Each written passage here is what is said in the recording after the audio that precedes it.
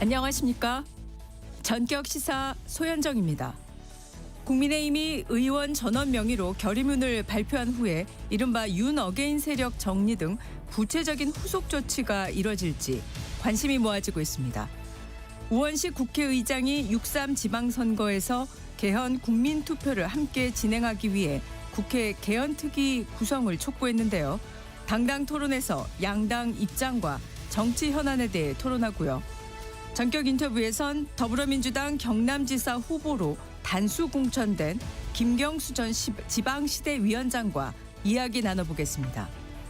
트럼프 대통령이 곧 전쟁을 끝내겠다고 말하자 이란이 전쟁을 끝나는 건 자신들이라고 맞받아치고 있는데 중동 상황 김덕일 고려대 중동이슬람센터 연구위원과 자세히 알아보겠습니다. 전격 시사는 KBS 콩과 유튜브로도 실시간으로 볼 수 있습니다. 3월 11일 수요일 전격 시사 출발합니다.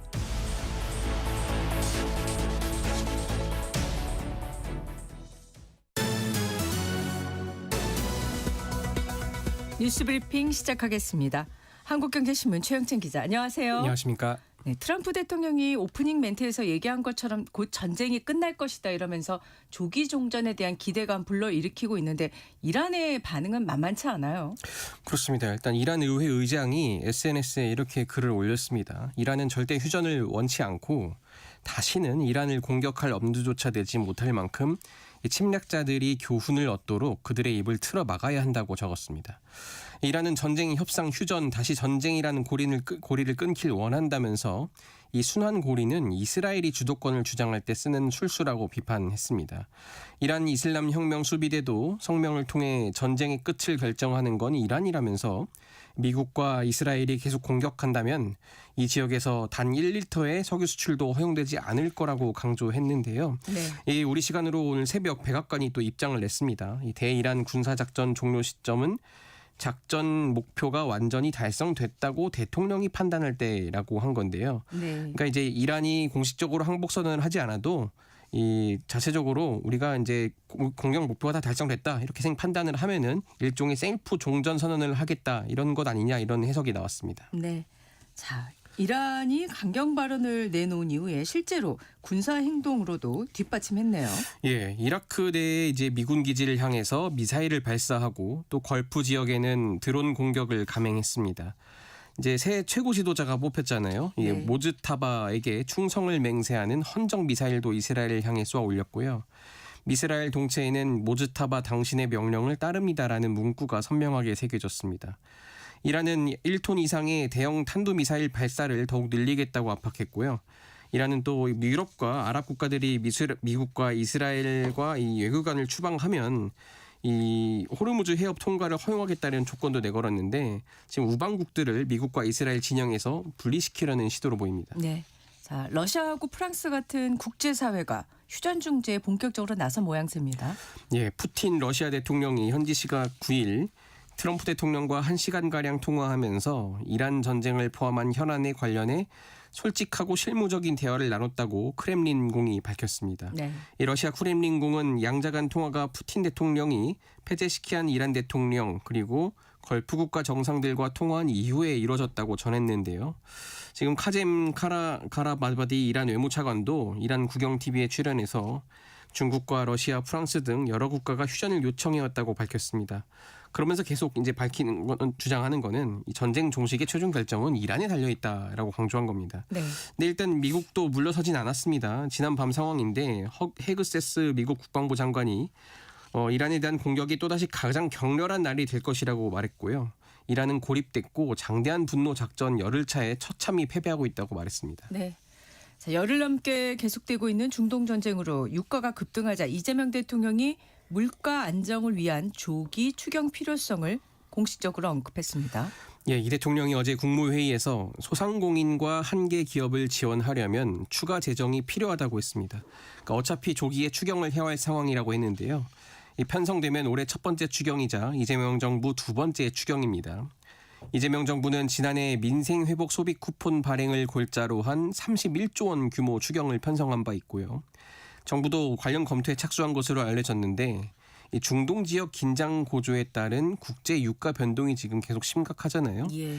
이것이 국가재정법상 전쟁, 대규모 재해, 심각한 경기 침체 등으로 한정된 추경 편성 요건에 해당하는지를 살펴보고 있고요. 또 재원과 규모, 사업 등을 다각도로 검토 중인 것으로 전해졌습니다. 네.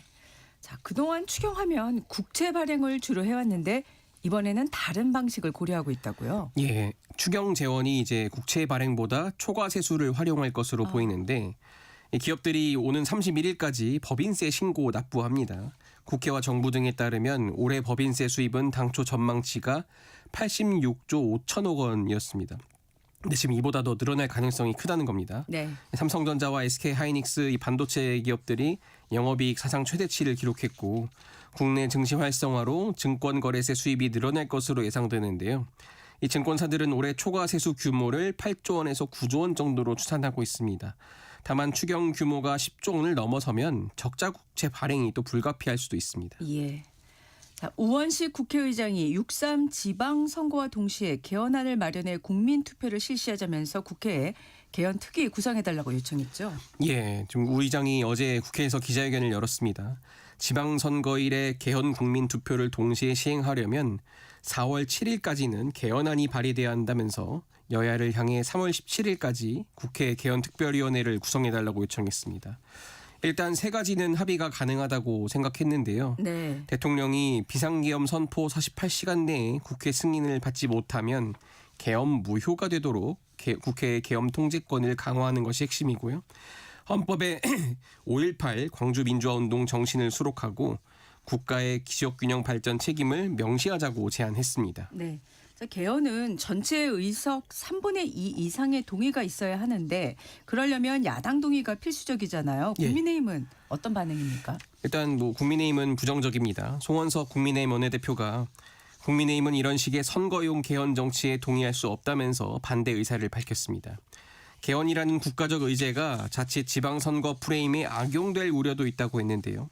지방선거는 지역을 위해 일할 일꾼을 뽑는 선거라면서 여기에 헌법 개정이라는 중차대한 국가적 과제에 관한 투표를 끼워 넣는 것은 바람직하지 않다고 지적했습니다. 네. 자, 이제 북한 평양하고 중국 베이징을 오가는 북중 여객 열차가 내일부터 운행이 다시 시작된다. 이런 소식이 들어와 있네요. 예. 이제 코로나로 운행이 중단된 지 6년 만에 재개되는 건데요. 이 북중 여객 열차는 내일 오전과 오후 평양과 베이징에서 각각 출발합니다. 평양발 열차는 현지 시각 오후 5시 반쯤 중국 랴오닝성 당둥역에 도착해서 외국 수속 등을 거친 뒤 다시 출발할 건데 이 다음 날 13일이죠. 오전 8시 반쯤 베이징역에 도착할 예정입니다. 운행 재개 초기에는 대부분 공무 목적의 인원이 탑승할 가능성이 높은 걸로 알려졌고요. 이 단둥의 여행 업계에서는 북한 단체 관광이 재개될 것이다 이렇게 기대를 하고 있습니다. 네. 자, 김정은 위원장 동생 김여정 부장이 한미 연합훈련에 대해서 담화를 내놨습니다. 예, 그제 시작된 한미 연합훈련에 대해서 이 김여정 부장 자유의 방패를 도발적이고 침략적인 전쟁 시연이라고 비난했습니다. 북한은 그간에도 한미 훈련이 북침 연습이라며 핵무력을 정당화하는 명분으로 활용해 왔는데 특히 이번에는 최근에 전 지구적인 지정학적 위기 또는 도처에서 전란이 일고 있다라는 표현을 써가면서 이란 공습 사태를 애둘러 언급을 했거든요. 이러면서 이제 한미 훈련과 연결 지은 건데 네. 다만 핵을 직접 거론하진 않았고 또 미국이나 트럼프 대통령을 지칭하지도 않았습니다.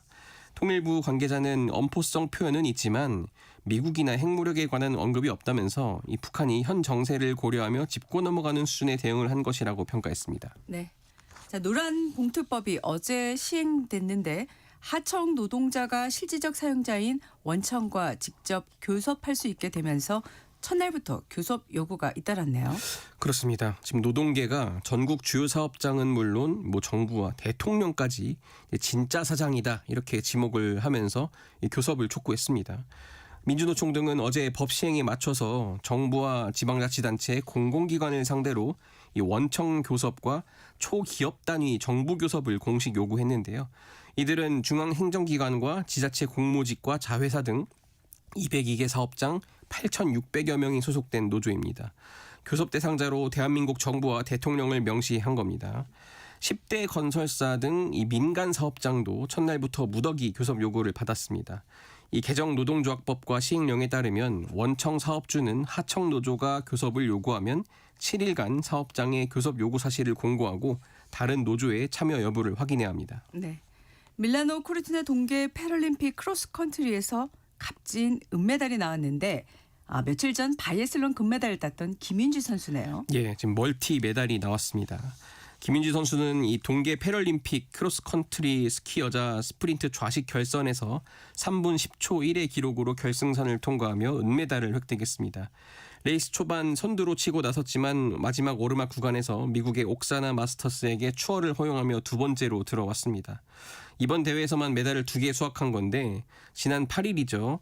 바이애슬론 여자 개인 12.5km에서 한국 여자 선수 최초의 이 동계 패럴림픽 금메달을 딴 데 이어서 크로스컨트리에서도 은메달을 따면서 지금 기세를 이어갔습니다. 네.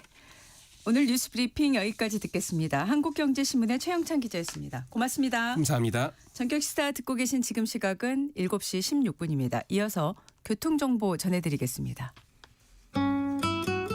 곳곳으로 사고가 잇따르면서 화요일 아침 출근길은 돌발 구간 중심으로 정체가 늘고 있습니다. 서울 양양고속도로 서울 방면으로 가평 휴게소 부근 3차로에서는 대형 화물차 관련 사고를 처리하고 있고요.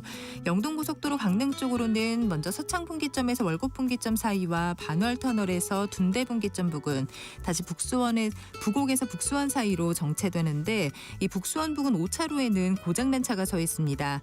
더 가서는 신갈분기점 일대로 더디게 지납니다. 경부고속도로 서울 방면으로 영남권 경산 부근에서는 3차로를 막고 낙하물을 처리하고 있고요. 이후로는 쭉 수월하다가 달래내곡에부터 반포 사이로 속도 줄여 지납니다. 서울 시내 올림픽대로 하남 쪽으로 동호대교 부근 4차로에서도 사고가 났고요.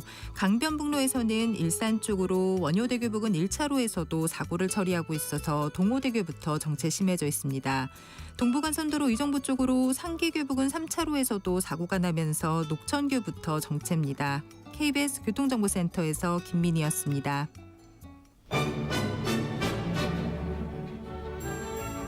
실시간 증시 현황과 전망을 발빠르게 전해드립니다.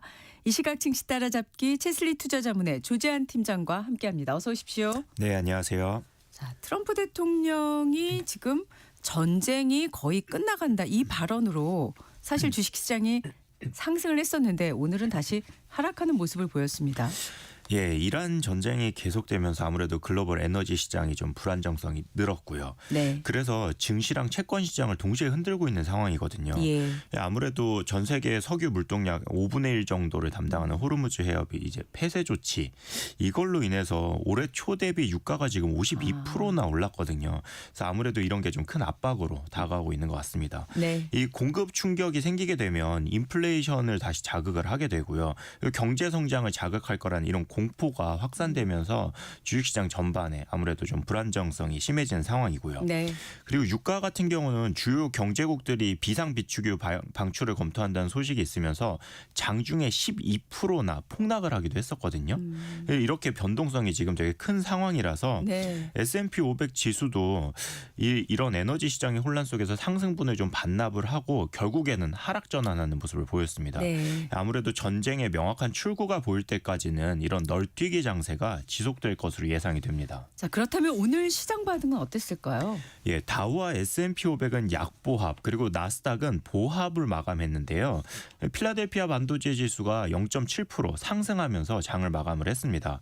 IT와 커뮤니케이션 섹터를 제외한 나머지 9개 섹터가 모두 하락을 했어요. 네. 그런데 그런 와중에 이제 채권 시장에서는 10년물 국채 금리가 5.2bp 오른 4.15%를 기록을 했습니다.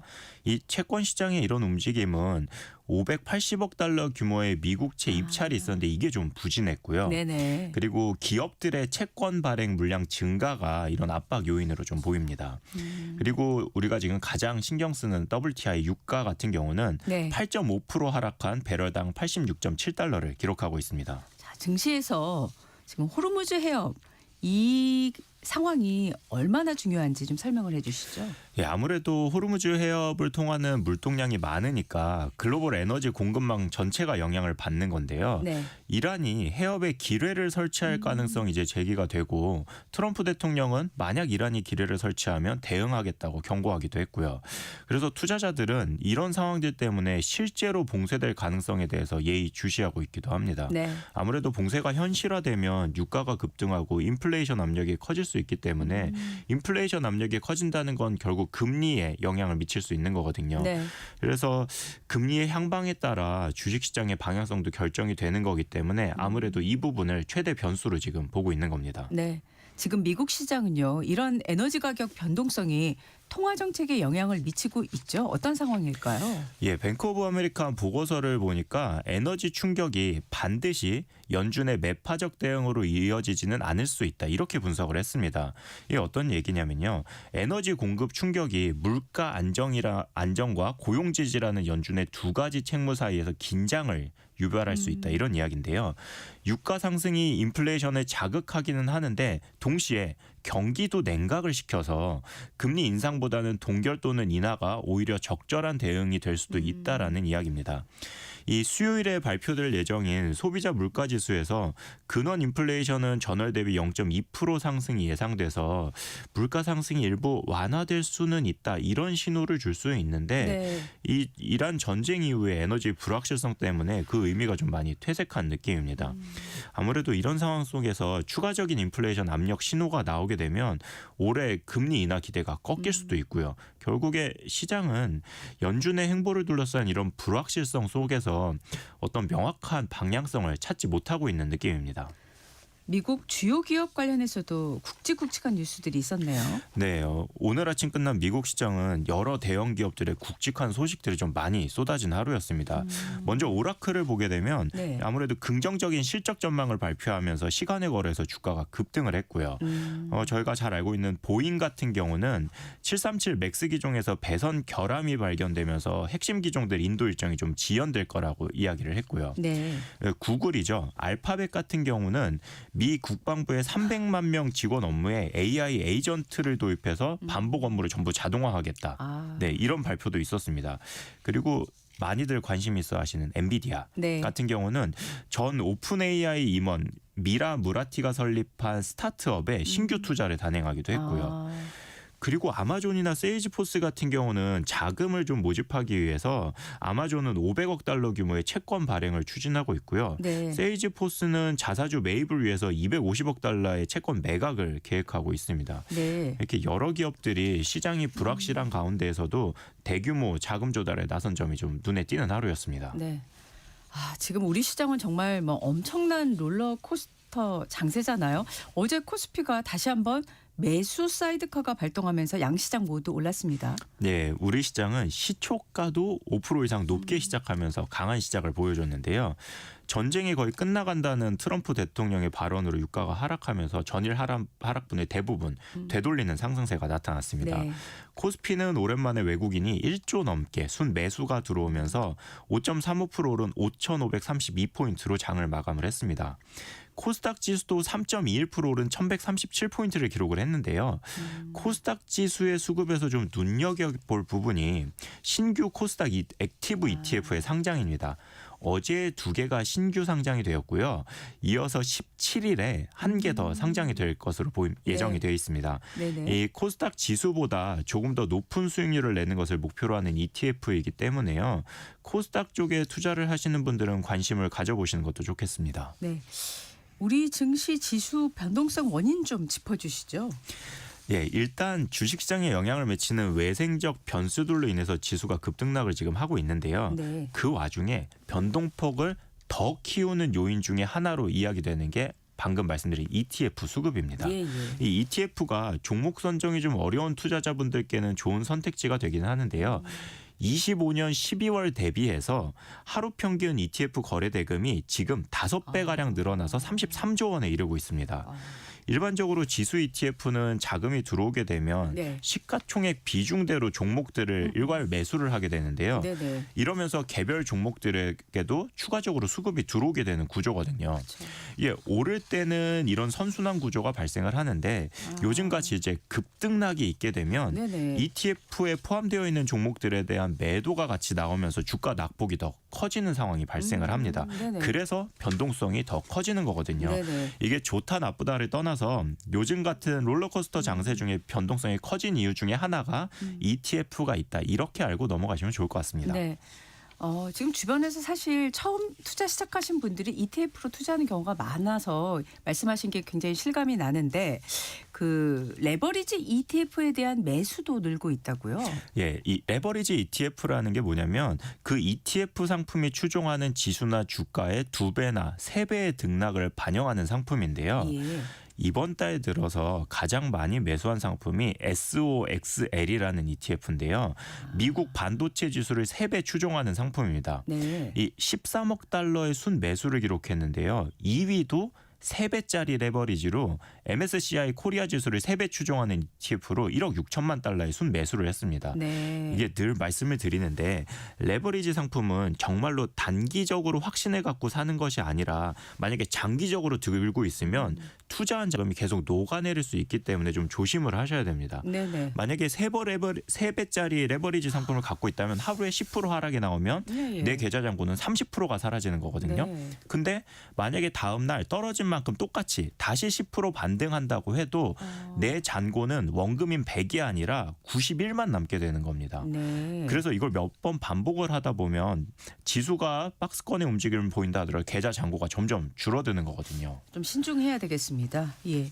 자, 어제 장 마감 후에 삼성전자의 밸류업 공시가 나왔습니다. 예, 3차 상법 개정안에 담겨 있는 자사주 소각 의무화와 관련해서 삼성전자가 거래소랑 소각 범위 등을 논의하고 있다는 말씀을 드린 적이 있었는데요. 네. 어제 장 마감 후 관련 공시가 나왔습니다. 이 26년 상반기 중에 보유하고 있던 자사주 1억 543만 주 중에 8,700만 주를 소각하기로 한 겁니다. 네네. 어제 종가 기준으로는 약 16조 원 규모인데요.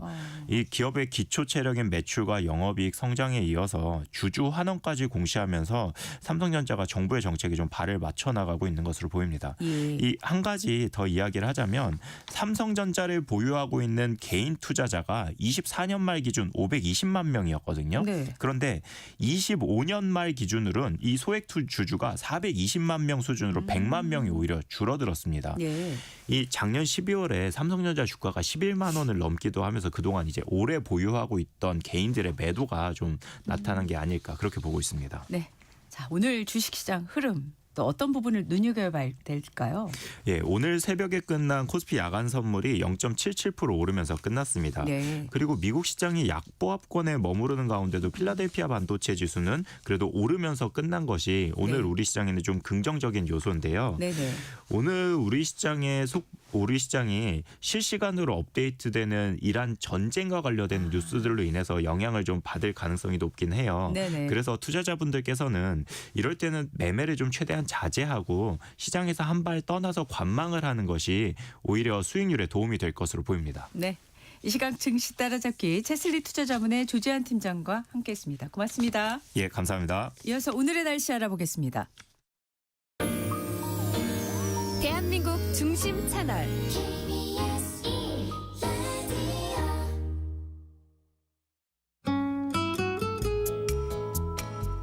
네, 오늘의 날씨 이설아 기상캐스터와 함께 알아보겠습니다. 어서 오십시오. 네, 안녕하세요. 요새 마스크 꼭 챙겨야 될 정도로 계속 대기질이 좋지 않더라고요. 네, 지금도 이 세종과 충북, 대구와 경북, 울산은 공기가 탁합니다. 이 대기 정체로 미세먼지가 계속해서 쌓이고 있어 오늘 수도권과 강원 영서, 대전과 세종, 충북, 대구와 경북, 울산은 일평균 초미세먼지 농도가 종일 나쁨 수준을 보이겠고 인천과 충남, 전북과 부산, 경남은 늦은 오전까지 나쁨으로 예상됩니다. 이렇게 미세먼지가 짙은 날 특히 임산부와 어린이 노인, 이 심혈관이나 호흡기 질환자 등 이 민감군은 보건용 마스크를 꼭 쓰시는 게 좋겠습니다. 네, 오늘도 아침, 낮 기온차 굉장히 크죠? 네, 오늘도 내륙을 중심으로 기온의 일교차가 15도 안팎으로 크게 벌어지겠습니다. 봄의 시작을 알리는 3월이지만 아침 저녁 공기는 여전히 차갑습니다. 오늘 아침도 경북 봉화가 영하 6.8, 강원 정선과 충북 제천 영하 6도 등 이 내륙 지역은 영하로 출발했고 서울도 0.1도로 평년보다 낮았는데요. 네. 하지만 한낮에는 서울이 10도, 강릉과 원주 11, 청주와 대전 12, 광주 13, 대구는 14도까지 오르겠습니다. 이 내일은 서울의 낮 기온이 13도까지 올라가 한층 더 포근해지겠습니다. 네, 한동안 비나 눈 소식 덕분에 좀 긴장을 덜하고 있었는데 어제 다시 건조주의보가 내려진 곳이 있다고요? 네, 어제 대구와 부산, 울산 그리고 경북 남부 동해안과 경남 중부 남해안에 다시 건조주의보가 내려졌습니다. 그 밖에 경상도 지역도 대기가 건조한 상황인데요. 오늘 건조특보 지역에는 바람도 약간 강하게 불어 산불 조심하셔야겠습니다. 네.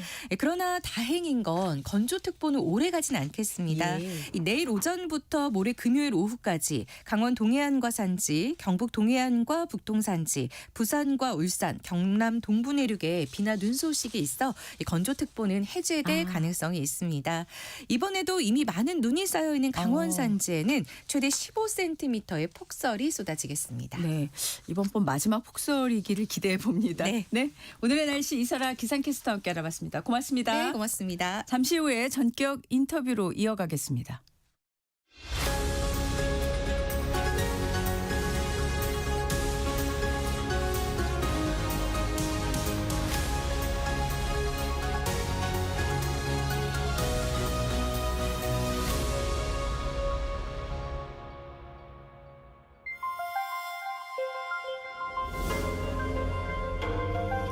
KBS 1라디오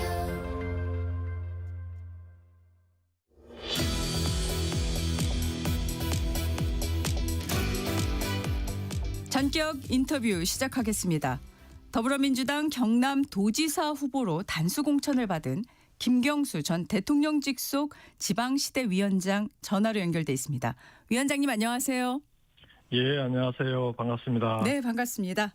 네. 어제 오랜만에 경남도청 도의회 방문하셨던 장면이 뉴스로 나오더라고요. 예. 네, 오랜만에 방문하셨을 텐데 감회 어떠셨어요?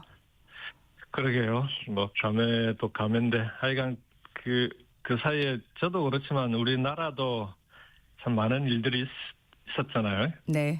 네, 이건 뭐 저도 그렇고 나라도 그렇고 사회도 그렇고 모두가 좀 제자리를 찾아가고 있는 거 아니냐. 그리고 저 개인적으로는 도민들께 이제 경남을 끝까지 지키겠다 이런 약속을 드렸었는데 예. 그런 약속을 좀 지킬 수 있게 돼서 개인적으로는 다행스럽다고 생각합니다. 네. 어제 사실 그 도의회 앞에서는 국민의힘 소속 예. 경남도 의원들이 좀 예. 위원장님 단수공천에 대해서 도정 공백을 초래한 당사자 아니냐 이렇게 비판하는 자리도 있던데 예. 어떻게 말씀하시겠습니까?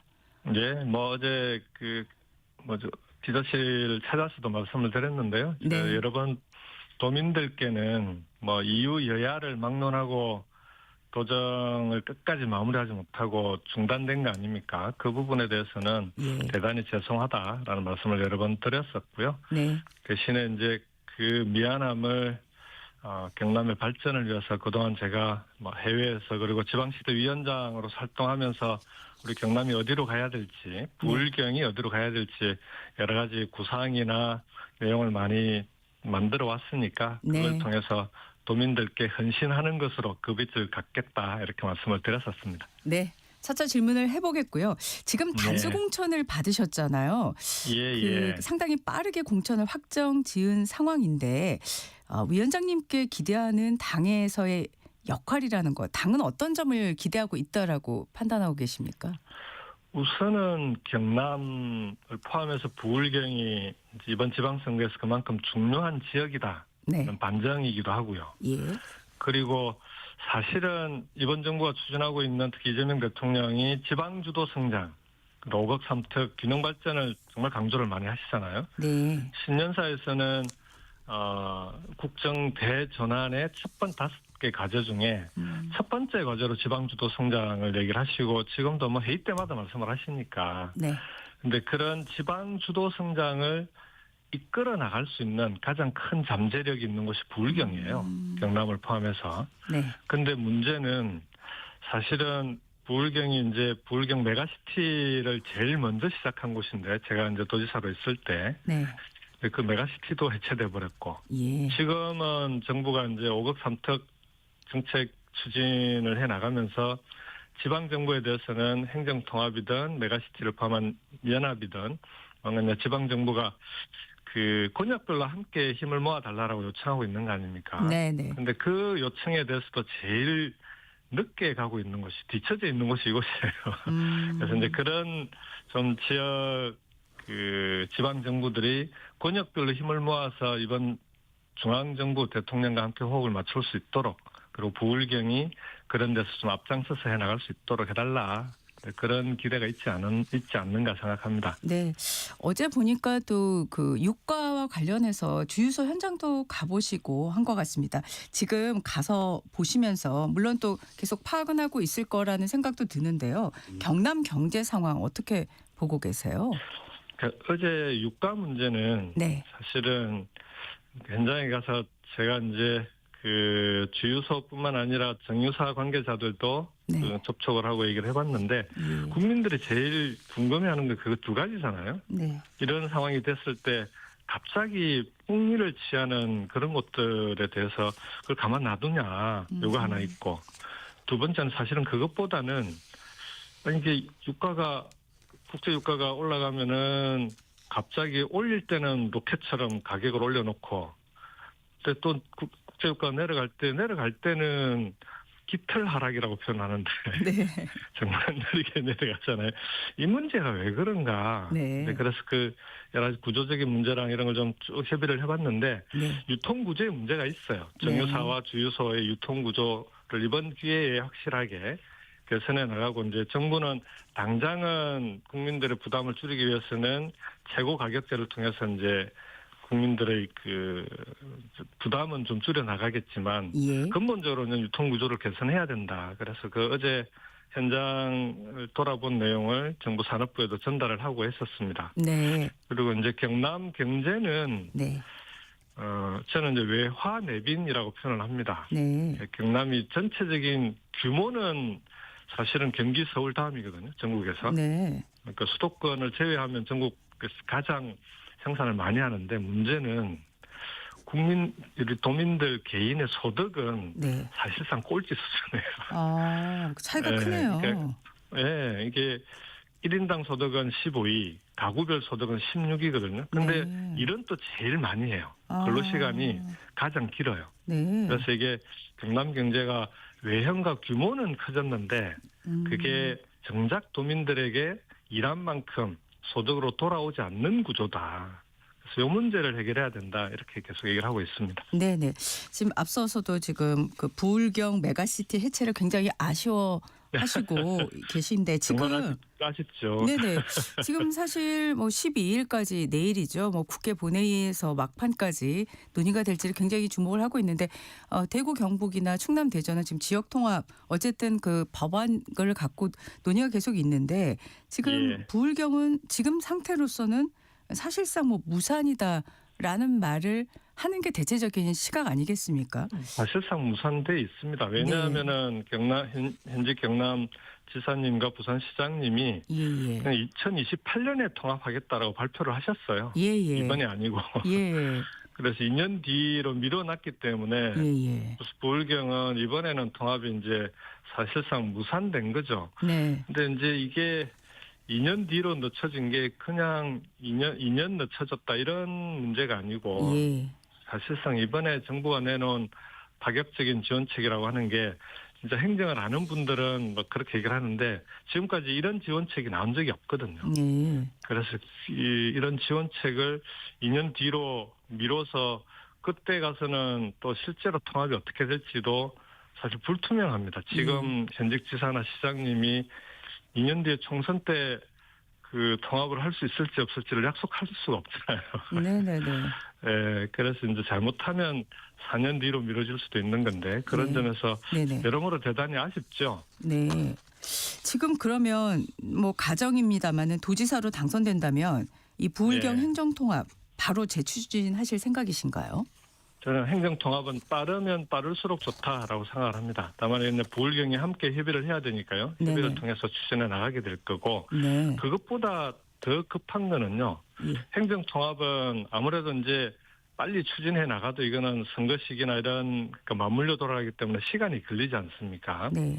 그러면은 그 사이에 정부는 5급 3특 권역별로 정책을 추진하고 지원도 권역별로 하겠다고 하는데 네. 정부의 지원을 받을 수 있는 대안 대책이 필요하잖아요. 아. 지금 사실은 부울경은 그 점에서는 완전히 무대책이거든요. 아, 네. 정부는 하다못해 연합이라도 만들어라 빨리. 아. 그래야 예산도 지원하고 권역별 정책, 대중교통망을 포함해서 기업 유치, 경제권 이런 걸 만들어 나갈 수 있는 정책을 추진하고 지원하겠다고 하는데 유일하게 부울경만 거기에 대해서 아무런 대책이 없는 상태예요. 아, 지금은 그렇군요. 빨리 그 부분에 대한 대책을 세우는 게 급선무다. 네. 하다못해 부울경 메가시티라도 다시 만들어서 네. 행정통합이 되기 전까지 정부하고 손발을 맞출 수 있는 그런 대책이 필요하다. 네, 이렇게 생각합니다. 네. 오늘 일정을 보니까 국민의힘에서는 지금 경남도지사 후보에 도전하는 박완수 현 도지사와 조혜진 전 의원이 중앙당 예. 면접 심사를 앞두고 있다. 이런 보도가 나와 있는데요. 자, 네. 두 분 중에 누가 더 경쟁력이 있다고 생각하십니까? 저는 국민의힘과 싸우지 않습니다. 아, 국민을 그렇습니까? 보고 정치를 하는 거죠. 그래서 네. 저는 뭐 두 분 중에 어느 분이 되더라도 네. 경남 발전을 위해서 함께 선거 과정에서 예. 이렇게 협의하고 논의하고 경쟁해 나가는 그런 선거를 치르면 된다고 생각합니다. 네. 출마 선언을 아직 안 하신 이유가 있을까요? 우선은 경남으로 이제 지난 주말에 네. 지방시대 위원장 일 마무리하고 경남으로 주말에 왔고요. 예. 그래서 우선은 경남 도민들 곁으로 속으로 왔으니까 민생 현장 도민들 속에서 지금 실제로 경남이 어떤 상황인지를 함께 돌아보고 그 속에서 경남이 어디로 가야 될지 그런 걸 좀 함께 모아 나가는 과정이 필요하지 않겠습니까? 네. 그래서 이제 예비후보 등록은 최대한 빠른 시일 내에 하더라도 출마 선언은 좀 도민들과 함께 그런 고민들을 좀 모아서 좀 서두르지 않고 하려고 합니다.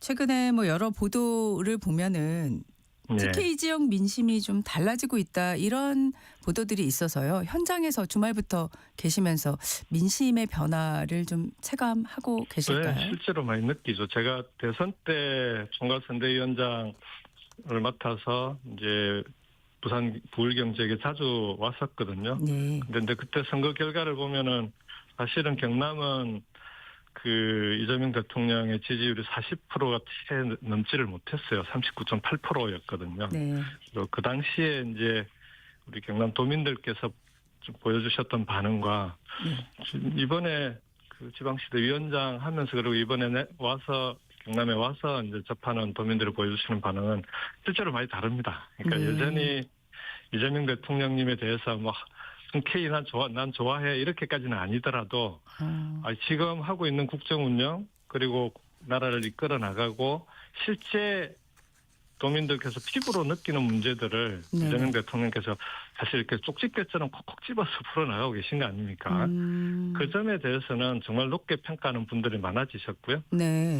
전 그게 결국은 이번 지방선거 과정에서도 그런 이재명 대통령과 호흡을 맞춰서 경남의 지역 발전, 부울경이 지방주도 성장을 이끌어 나가는 그런 지역이 될 수 있도록 할 사람이 누구냐. 네네. 좀 이런 좀 선거 과정에서 그렇게 평가를 하지 않을까 싶습니다. 네. 지금 뭐 말씀하신 걸로 미뤄 짐작할 수 있는데 대통령의 국정 운영 그리고 리더십에 예. 대해서 높은 평가 주고 계시죠?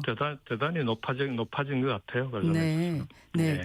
그 사실 지방시대 위원장으로 또 함께 여러 달 동안 함께 일을 해보셨잖아요. 예, 도정을 운영하시게 된다면 참고할 만한 뭐 점 리더십의 차원에서요. 뭐가 있다고 생각하고 계실까요? 우선은 제가 이제 지방주도 성장 균형 발전 정책 같이 쭉 그 선거 때부터 공약을 만들 때부터 같이 해왔잖아요. 네. 정말 집요하죠. 집요하다. 예를 들면 네. 지역을 살려야 된다, 지방을 살려야 된다, 균형 발전 5억 3특 중요하다는 말씀을 회의 때마다 하시거든. 사실은 꼭 이 회의가 아니더라도 다른 회의 때도 지방 얘기가 빠지시는 법이 없어요. 그러니까 청와대 참모들 이제 농담 비슷하게 지방 살리기, 그다음에 균형 발전, 지방 주도 성장 이 얘기는 정말 뭐 공개 회의든 비공개 회의든 하도 계속해서 말씀을 하시니까 귀에 딱지가 앉을 정도다 이렇게까지 와서 얘기를 할 정도거든요. 네네. 이제 그 정도로 이게 이제 어려운 과제지만 이 문제를 풀어나가기 위해서 정말 집요하게 하나하나 세세하게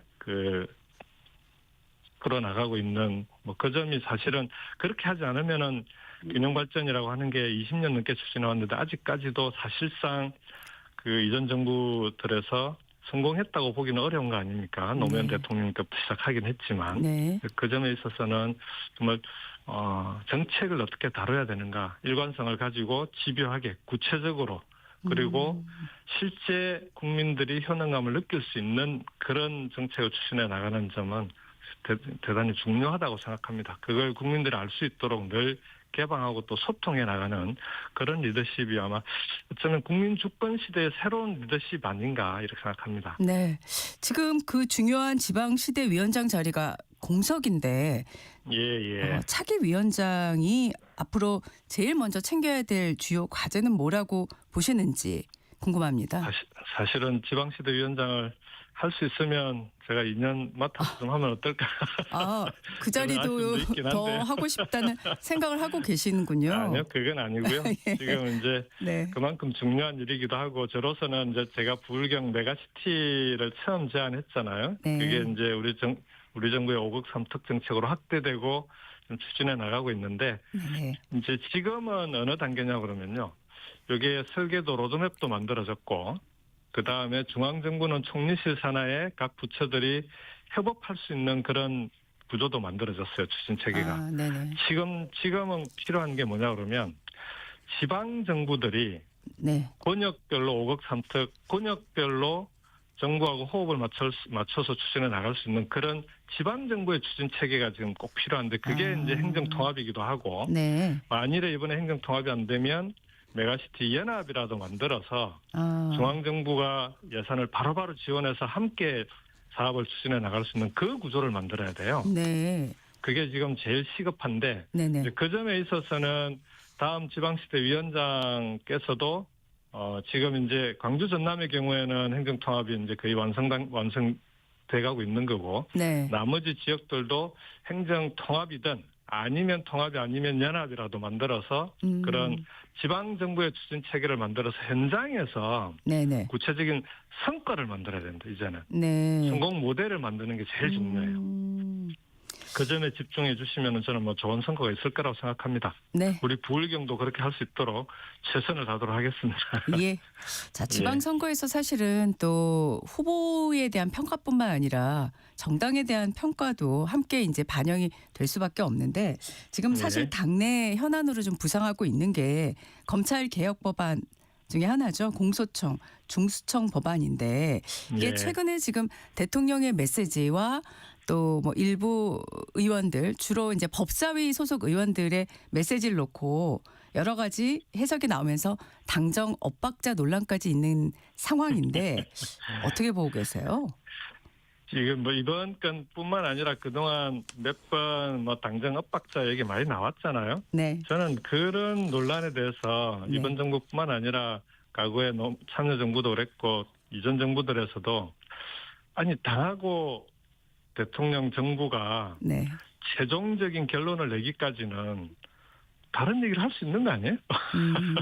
그 조금만 다른 얘기만 나오면 엇박자다라고 그러고 그걸 차이를 부각시키고 저는 그런 식의 그 보도나 네. 접근이 오히려 이런 중요한 현안들 검찰개혁이 얼마나 중요한 현안입니까?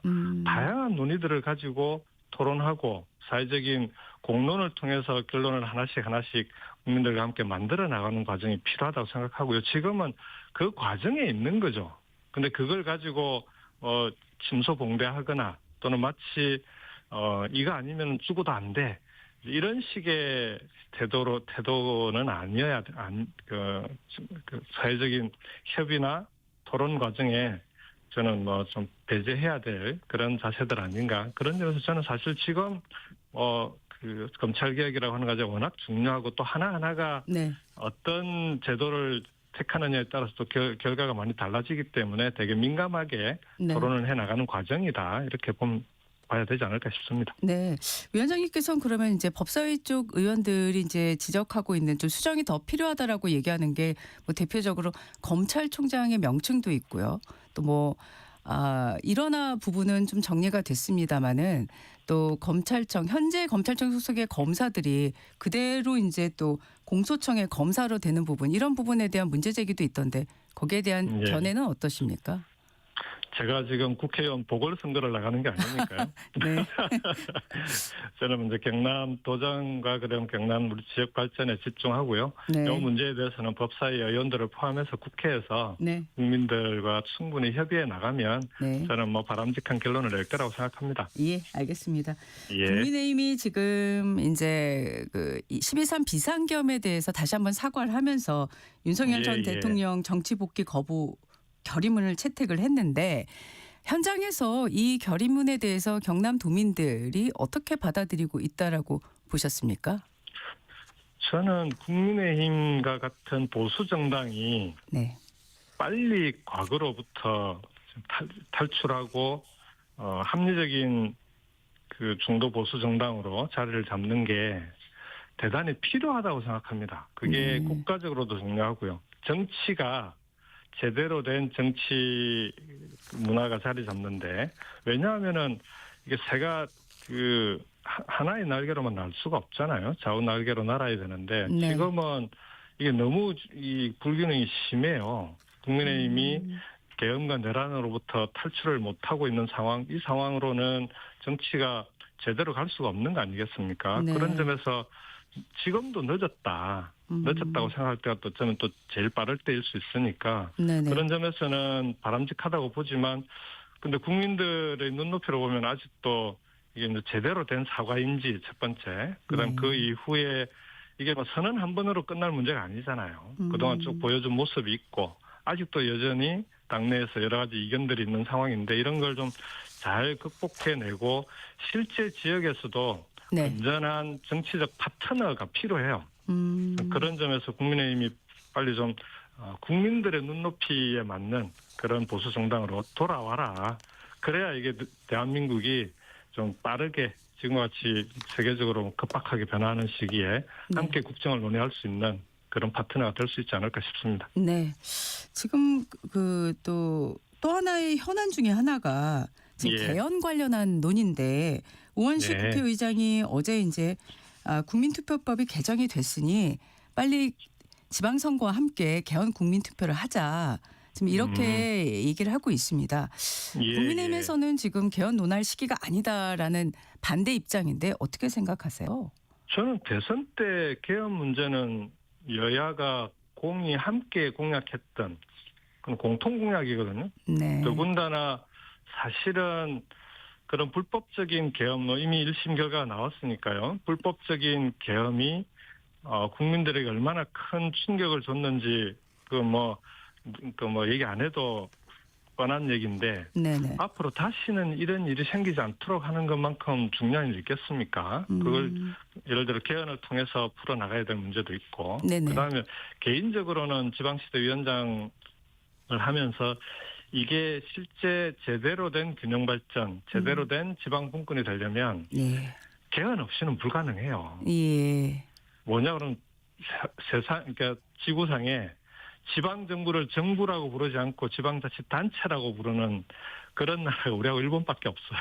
아, 네네. 그러니까 이게 지방 정부로 인정하지 않는 건데 그게 헌법에 그렇게 돼 있습니다. 그래서 네. 이게 최소한 지방 분권을 제대로 하려고 해도 저는 개헌은 시급하다. 지금 여야가 뭐 선거가 있다 하더라도 이런 문제에 대해서는 서로 지금부터 같이 논의하고 합의할 수 있는 부분부터 개헌하면 되잖아요. 전 그런 점에 있어서 국민의힘이 그렇게 나오는 게 대단히 아쉽다. 오히려 국민들이 볼 때는 이번 그 선거 과정을 통해서도 그 다음에 국민의힘이 지금 과거로부터 빠져나와야 되는데 네. 이 개헌도 그중에 되게 중요한 과제가 되지 않을까 싶습니다. 예. 오늘 말씀 여기까지 듣겠습니다. 고맙습니다. 예. 예, 고맙습니다. 지금까지 김경수 전 지방시대 위원장이었습니다. 잠시 후 당당 토론으로 이어가겠습니다.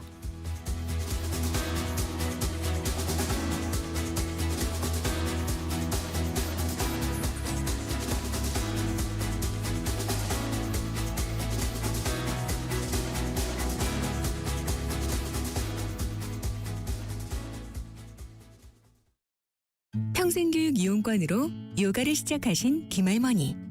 내 몸이 내 몸 같지 않아 마음까지 지쳐있던 때 사돈의 권유로 시작한 요가가 일상의 활력을 되찾아 주었고 몸이 건강해지자 우울감과 무기력이 사라져 요즘엔 요가 전도사로 활동하고 있다는데요. 인생 후반기에 멋진 친구가 되었다는 평생교육 이용권. 자세한 사항은 평생교육 이용권 누리집 LLL 카드.kr과 상담센터 1600-3005를 이용해주세요. 국가지자체 평생교육 이용권. 교육부와 17개 광역지자체가 함께합니다. 여보, 3, 4, 5월 하면 떠오르는 거? 봄? 공익직불금 신청하는 달. 3월 1일부터 5월 31일까지. 어떻게? 휴대폰 문자가 오면 신청하는 간편 신청. 읍면동 행정복지센터에서 신청하는 대면 신청. 새롭게 추가. 농업 이지 사이트에서 신청하는 온라인 신청. 신청이 불가한 농지도 있으니 공익직불제 콜센터 1334나 읍면동에 꼭 확인하세요. 본 캠페인은 농림축산식품부와 국립농산물품질관리원이 함께합니다.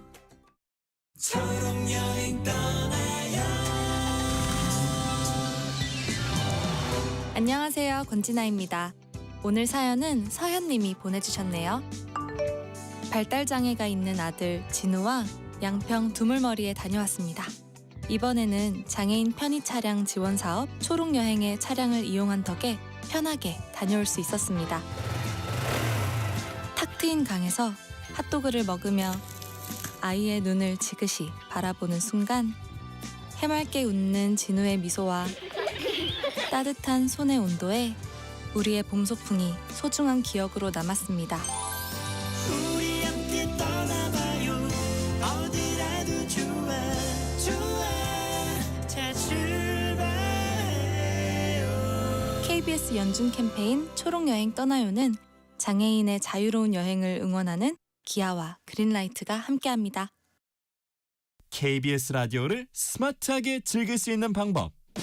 스마트폰 플레이 스토어나 앱 스토어에서 KONG KBS 콩을 검색해서 다운받는다. 맨 아래 여기를 눌러 채팅에 참여하세요로 가서 사연도 신청곡도 마음껏 보낸다. 지금 내가 듣고 있는 라디오, DJ는 뭘 하고 있는지, 게스트는 누구인지 보고 싶다면 오른쪽 위 카메라 모양을 누르고 보이는 라디오로 즐긴다. 방금 들은 그 노래, 아까 들은 그 노래, 가수와 제목이 궁금하다면 오른쪽 아래 음표 버튼을 눌러서 실시간 선곡표를 확인한다. 전국 세계 어디서나 이것만 기억하세요. 콩을 깐다.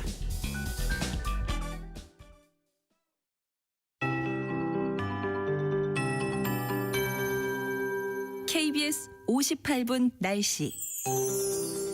오늘도 낮에 야외 활동하시는데 날씨가 더없이 좋겠습니다. 다만 대기의 질만 좋다면 이란 조건이 붙겠습니다.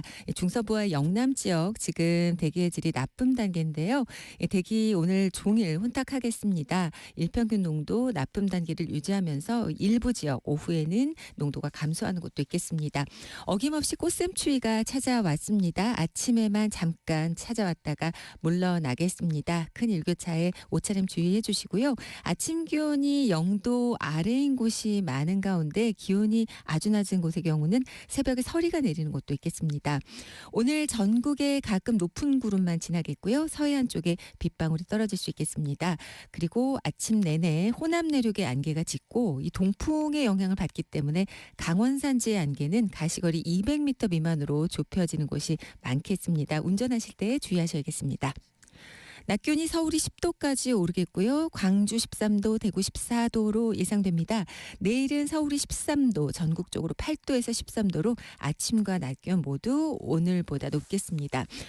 경상권 건조특보가 내려져 있습니다. 내일 강수가 있기 때문에 특보는 해제될 수 있지만 주의해 주시고요. 내일과 모레 사이 강원 산지에는 폭설이 예보돼 있습니다. 현재 서울의 기온은 0도입니다. 강혜종입니다.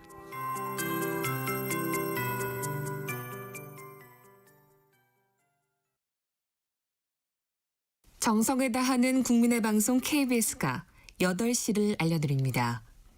AM 711kHz, FM 97.3MHz, KBS 1라디오입니다. HLKA.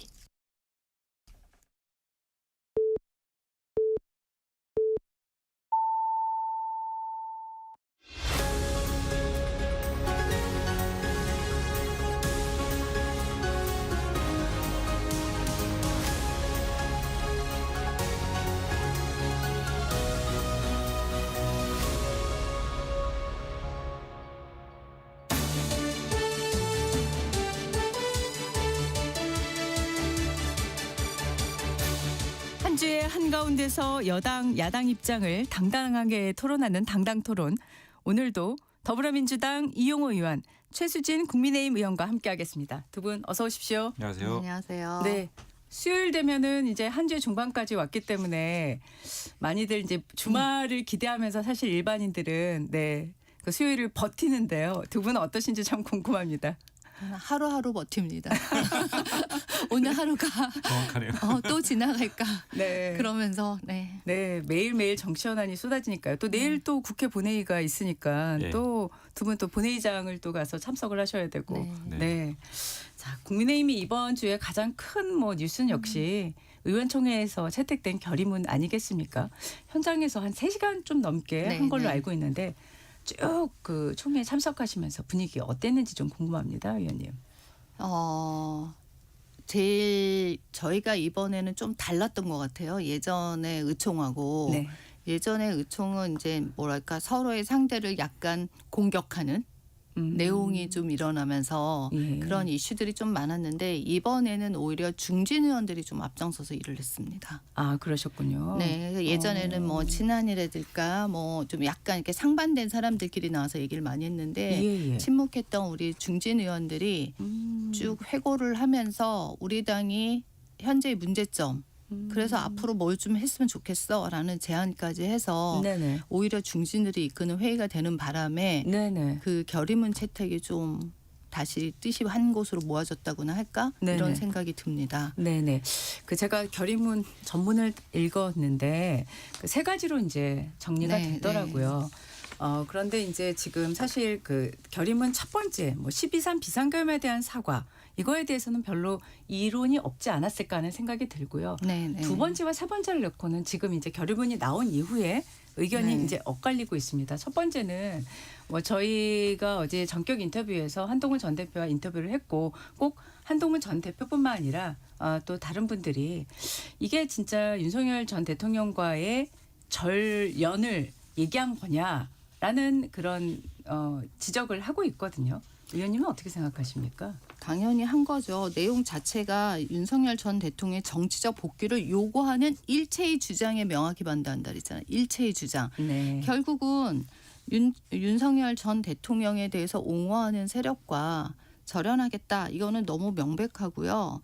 과거로 되돌릴 수 없어. 우리는 앞으로 나갈 거야. 이 얘기는 과거와의 단절을 정확히 의미한다고 저는 생각을 합니다. 그리고 네. 그 이야기가 네. 주로 의총 내에서 이루어진 메인이었습니다. 네. 그런 상황에서 이게 다른 얘기였다면 네. 동의했겠냐고요. 의원들이. 그 사람들이 네네. 얘기했던 중진이나 뭐 네네. 친한이나 모든 사람들이 이거에 대해서 같이 동의했기 때문에 저는 나왔다고 생각을 합니다. 네, 그럼 의견 수렴 후에 결의문을 채택을 할 때 뭐 표결이나 이런 얘기 전혀 없이 그냥 전체 명의로 하기로 네. 그렇게 결론을 1시간 이상을 네. 그 문구에 대한 수정을 작업을 같이 했습니다. 아예 펼쳐놓고. 예. 그렇기 때문에 그거는 저는 큰 이견이 없었다고 생각을 하고 네네. 다만 네. 이거에 대해서 앞으로 어떻게 할 거야. 그러면 여기서 뭐 가까이 하지 않는다 그러면 이거에 대해서 뭐 예를 들어서 뭐 새로운 뭔가 액션 플랜이 나와야 되는 거 아니야 이런 얘기를 했었고 네네. 실제적으로 그런 여러 가지 제안들이 나왔어요. 뭐 선대를 다시 만들다든가 네네네. 예를 들면 그러면 징계에 대해서 뭐 징계할 사람은 하고 그리고 또 징계했던 사람은 그게 문제가 안 되면 또 징계를 풀어줘야 되는 거 아니야. 뭐 이런 다양한 얘기들이 나왔고 그거는 의총사항이 아니에요. 그거는 최고의 의결사항이고 윤리의 문제고 네. 그래서 그거는 저희 의총밖의 문제이기 때문에 그런 건 제안한 사항들 이런 걸로 저희가 받아들이면서 합의를 했던 거죠. 네. 네. 자, 이 의원님 민주당에서는 이 결의문에 대해서 어떻게 평가하고 있습니까? 일단 기존의 장동혁 대표 체제에서 나왔던 여러 가지 입장에서 보자면 한 발 앞으로 나간 것 같고요. 네. 그러나 당내 여러 가지 사정들을 종합했을 때 절충했던 내용이다라고 좀 보여지고요. 네. 제가 가장 주목했던 지점은 네. 소위 이제 여기서 그 뭐 보수 언론 쪽에서 평가하는 지점은 그 윤석열 그 정치적 복귀 주장 일체 반대 이것이 소위 말하는 네. 전륜 선언이다. 또 윤어게인 세력과의 어떤 좀 단절을 표명한 것이다 이렇게 평가하는데 네. 저는 그렇게까지 평가하지는 않고요. 예. 그러니까 한동훈 씨가 얘기했던 것처럼 그 윤석열 대통령 그 정치적 복귀 이런 부분들은 사실상 불가능한 상황인데 뭐 선언적으로 이렇게 좀 담았다라고 보여지고 가장 뼈 아프게 반성하고 그 선언해야 될 지점들은 자성입니다. 자성. 그러니까 윤석열을 상대로 한 이러저런 메시지를 내는 거에 포인트를 두기보다는 우리 국민의힘이 그간의 12.3 계엄 내란에 대해서 불분명한 입장들, 뭐 계엄은 잘못되고 사과했지만 내란에 대한 명확한 입장 표명들은 그 당 차원에서는 없었거든요. 장동혁 대표 여전히 지금도 없고요. 결의문에도 담기지 않았습니다.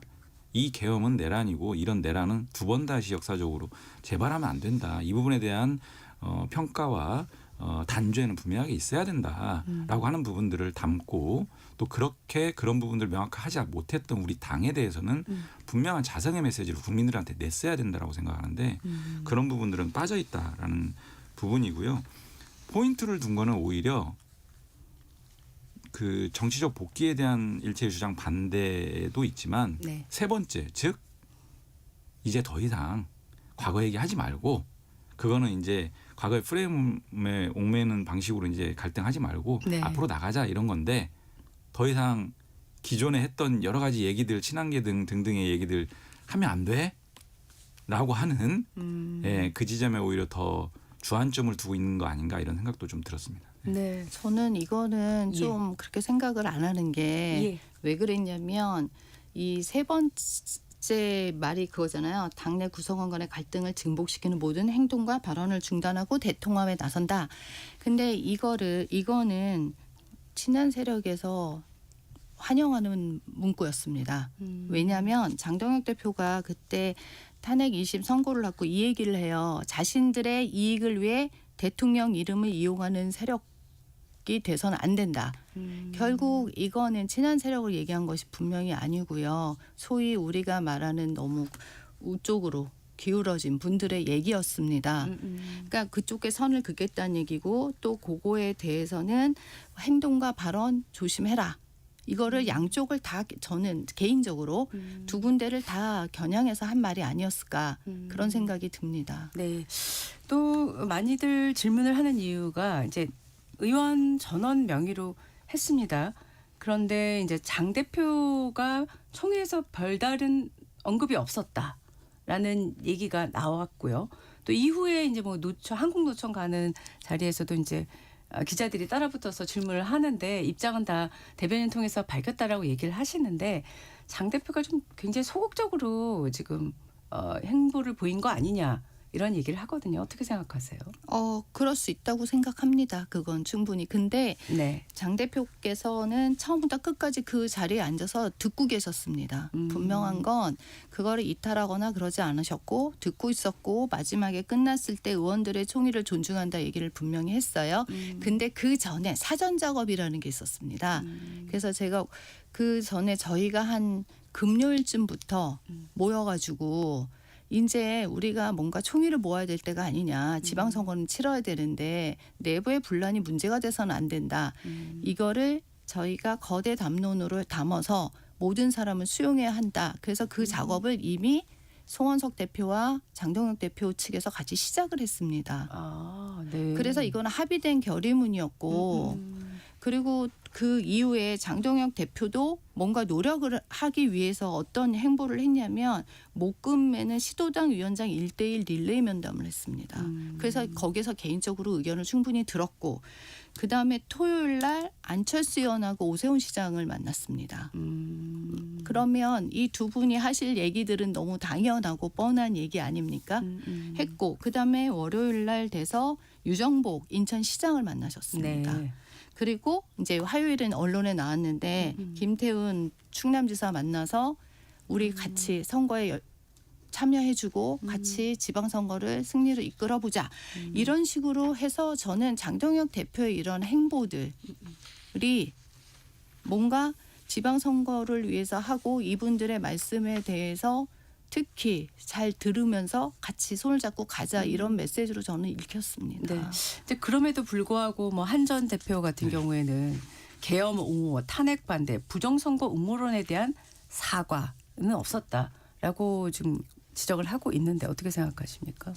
그러니까 제가 어제 좀 방금 말씀드린 것처럼 네. 이 결의문이라고 하는 게 사실은 본질은 완전히 비껴갔다라는 말씀을 드리는 거고요. 네. 그러니까 국민들이 바라는 것은 윤석열과 선을 긋느냐 안 긋느냐에 여기에 이제 관심이 있다라기보다는 국민의힘이 12.3 비상계엄 내란에 대해서 어떤 분명한 입장을 제시하고 그거에 대해서 뼈아픈 반성을 하느냐. 그리고 이런 재발 방지를 위해서 어떤 노력을 하겠다라고 하는 다짐을 밝히느냐라고 하는 것이 본질적인 문제입니다. 그런데 그런 본질적인 문제는 하나도 담지 못했습니다. 윤석열과 선을 그을래 말래 이거 가지고 갑론을박하고 있는데 국민들이 거기에 관심이 있는 게 아니에요. 이미 윤석열은 다 정치적 복귀라든지 여러 가지 측면에서 더 이상 돌아오기 어려운 상황에 처해져 있는 마당이기 때문에 네. 그런 지점을 지적한 거고 한동훈 씨가 말하는 거하고도 어떻게 보면 일맥상통하는 부분입니다. 그런 부분이고 저는 장동혁 대표가 지금 결의문이든 이후의 스탠스 여러 가지 부분들을 보면 네. 정치인은 다 그 정치인의 언동이 다 메시지고요. 어떤 발언을 하는 것도 메시지고 발언을 하지 않는 것도 메시지입니다. 네. 굉장히 억지식으로 이 결의문에 동참한 거 아니냐라는 생각이 들고요. 남은 것은 좀 뭐 지켜봐야 되겠죠. 네. 남은 거 이제 얘기를 하셔서 지금 이제 아까 사실 최 의원님이 액션 플랜 얘기를 하셨잖아요. 총회장에서도 사실은 문구 조율의 한 3분의 2 정도 시간이 할애가 됐고 이후에는 앞으로 그럼 우리 당이 어떻게 갈 거냐 그래갖고 많은 얘기가 있었다고 전해주셨는데 네네. 지금 이제 대안과 미래 쪽에서는 지금 상응하는 조치 얘기를 꺼내고 있어요 공개적으로. 네네. 그런데 이제 아까 앞서 잠깐 언급을 해주셨습니다. 이게 의원총회에서 논의할 내용이 아니고 최고 지도부 또 윤리위원회 차원에서 맞습니다. 이제 해야 될 얘기들이다라고 하셨는데 자, 이 부분 추가적인 후속 조치에 대해서는 어떻게 생각하세요? 지금 사실 아까 우리 이 의원님 말씀하셨지만 그 윤절에 대한 거는 되게 큰 이슈였습니다. 네네. 이게 내용의 문제, 내부의 문제였고 그리고 더불어민주당에서도 계속 그거 갖고 저희를 공격했던 게 사실입니다. 그래서 지금 그래서 우리가 선 긋는다까지 했는데 이제 와서는 또 이제 계속 요구사항이 많아지는 거죠. 더 나가면 어떻게 그런 요구들이 있습니다. 저는 이거에 대해서 충분히 우리가 앞으로 나아갈 길에 대한 단계별로 일은 해야 된다고 생각합니다. 네. 그러면 뭐 근데 심하게 너무 뭐 윤리위원회의 그 의장을 뭐 그러니까 사퇴시켜야 된다. 네. 뭐 사과해야 된다. 뭐 이런 식의 강경적인 발언들이 계속 나오고 있습니다. 근데 보면 절차상의 문제나 이런 걸 가지고 저희가 얘기를 하는 것이 아니라 사람에 대한 인신공격으로 가는 건 저는 바람직하다고 생각하지 않습니다. 네네. 왜냐하면 모든 우리는 정당 활동의 함에 있어서 독립성도 있고 네. 실제로 운영되는 시스템이라는 게 분명히 있습니다. 그러니까 아마도 그런 것들은 차근차근 문제가 되면 고쳐나가고 개선해야 된다고 생각을 합니다. 근데 단순히 한 사람 자르고 뭐 사과하고 그래서 그것이 재발이 안 되고 이런 이슈는 저는 좀 넘어서 더 거국적으로 일을 해야 되지 않을까 이런 생각을 하고 있습니다. 네. 후속 수지에 대해서 지금 최 의원님은 단계별도 얘기를 하시고 또 인신공격성으로 가는 건 바람직하지 않다라고도 얘기를 하셨는데 네. 이 의원님은 어떻게 생각하십니까? 뭐 일각에서 어쨌든 그 친한계에 대한 여러 가지 뭐 조치들을 다시 원상회복시키고 네. 그거에 대한 책임 있는 인사들에 대해서도 조치가 필요하다 뭐 이런 얘기가 있는데 사실은 뭐 이제 국민의힘 내부 사정이라서 저는 그 지점에 대해서는 크게 관심은 없고요. 중요한 것은 제가 말씀드린 일관된 내용은 네. 장동혁 대표가 대표의 이름으로 분명하게 12상 계엄 내란에 대해서 분명한 입장 표명을 하고 자성의 목소리를 내고 네. 이런 부분들이 저는 핵심이고 본질이라고 생각을 합니다. 결의문 낭독하는 그 당일 아무런 얘기도 안 하고 뭐 결의문을 원내대표가 낭독한 것은 의총이기 때문에 그랬다 뭐 이런 식 또 끝나고도 아무런 묵묵부답하고 이런 부분들이 국민의힘을 대표하는 장동혁 대표가 아무런 언급도 안 하고 있는 셈이거든요. 네네. 분명한 메시지 내면 되는데 안 내고 있습니다. 그게 저는 메시지라고 생각합니다. 네. 제가 관련해서 이런 질문 하나 좀 드릴게요. 지금 충북도지사 예비 후보로 윤 전 대통령 지금 변호인단으로 참여했던 윤갑근 변호사가 예비 후보로 지금 등록했지 않습니까? 그래서 한병도 원내대표는 민주당 원내대표는 결의문의 사과가 진심이라면은 윤 전 대통령으로부터 나가 싸워 이기라는 응원을 받은 윤갑근 예비 후보는 당장 제명하라 이렇게 촉구를 했어요. 최 의원님 어떻게 생각하십니까? 아까 말씀드린 것과 똑같은데 공천위원회에서 판단할 문제라고 저는 생각을 합니다. 단순히 그거를 제명해라 해서 최고에서 제명해버리고 저는 그건 아니라고 생각합니다. 어차피 이 사람이 예비후로 등록하는 거는 그분의 마음이고 이 사람을 후보로 쓸지 안 쓸지는 공천위에서 결정한 사항입니다. 네네. 그래서 요거는 좀 더 지켜보는 것이 맞지 않을까 이런 생각을 합니다. 이 의원님은 어떤 생각을 갖고 계십니까?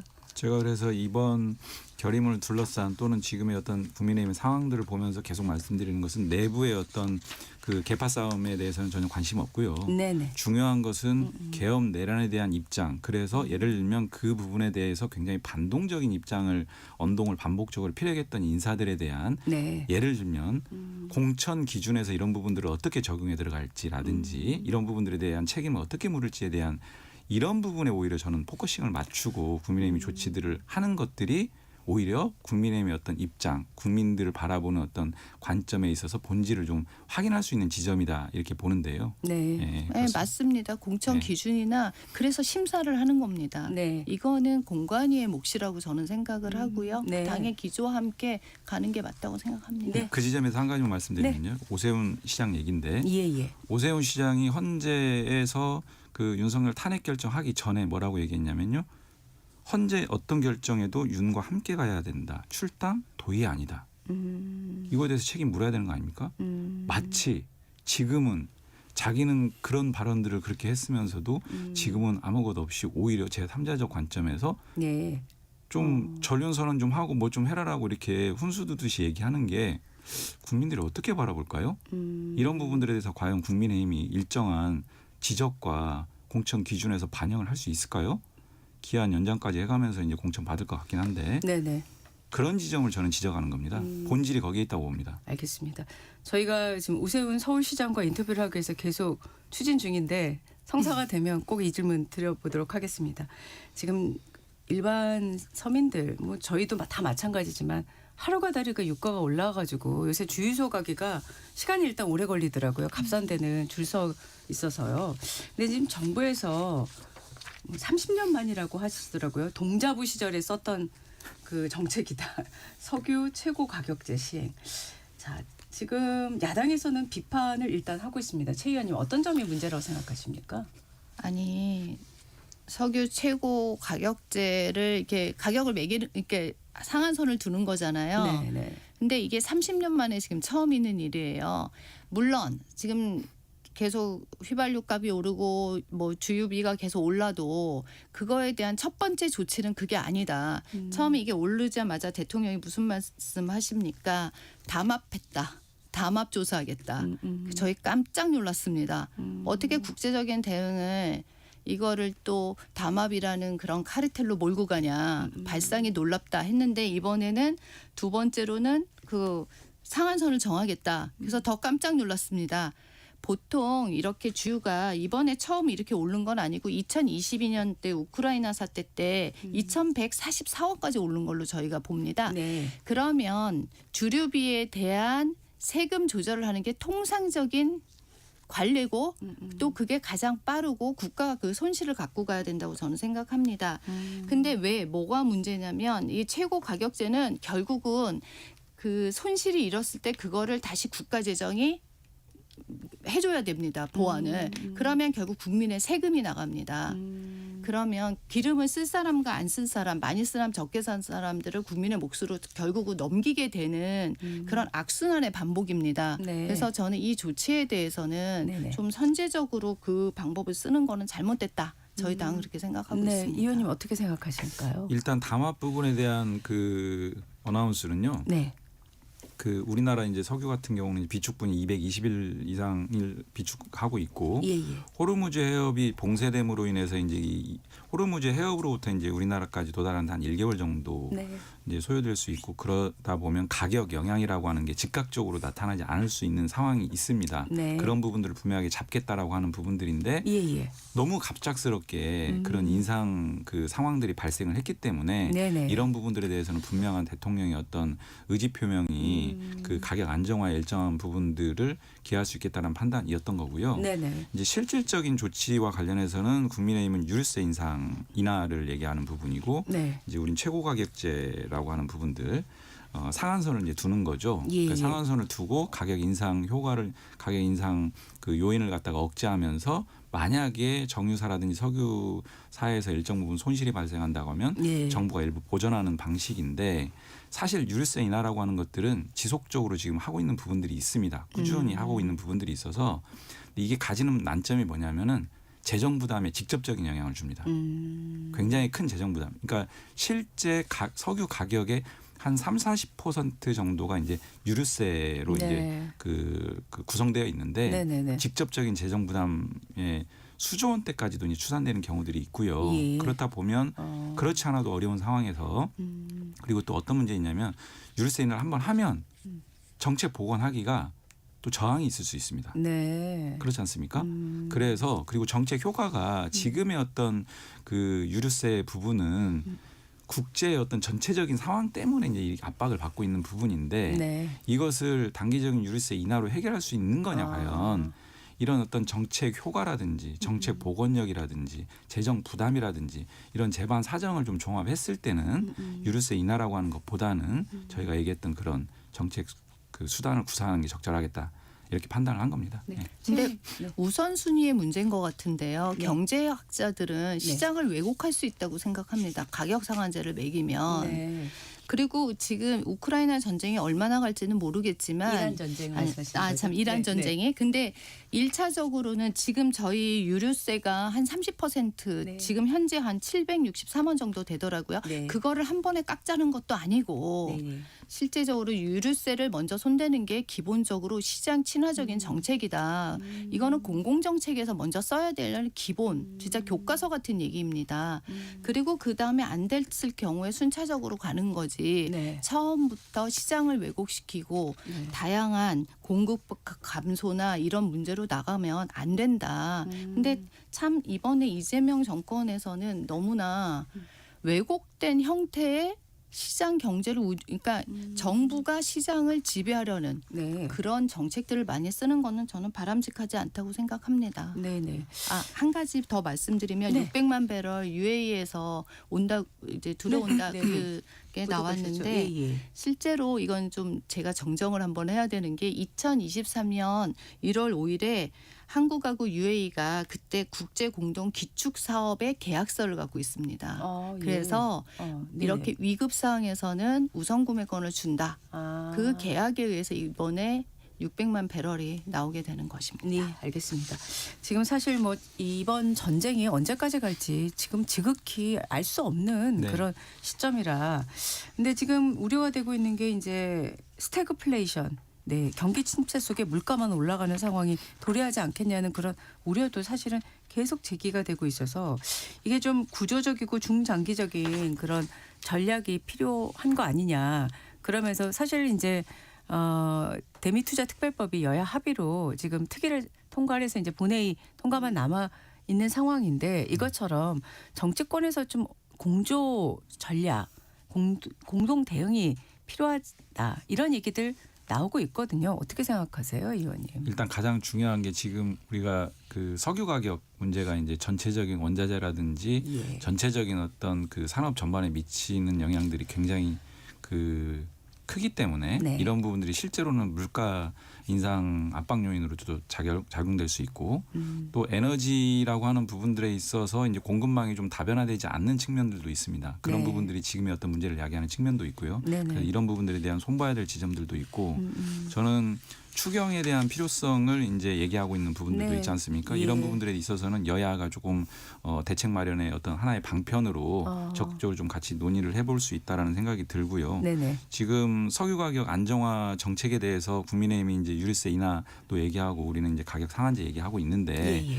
이런 부분에 있어서도 빠르게 좀 접점을 찾아서 이런 부분들에 대한 실효적인 대책을 좀 추진하면 좋겠는데 유류세 인하라고 하는 게 지금 앵커께서 말씀하신 것처럼 국제 정세가 굉장히 요동치고 있는 마당인데 한 번 인하하면 그 다음 또 인하 요인이 또 발생할 수 있습니다. 지금 네. 약간 불투명한 상황이기 때문에 예. 이런 부분들보다는 앞서 말씀드린 어떤 정부 정책에 대한 또 신뢰를 갖고 일단은 좀 그 추진 경과를 좀 보는 게 어떨까 이런 생각도 좀 듭니다. 네, 최 의원 지금 대통령이 조기 추경에 대한 언급도 이제 시작을 했거든요.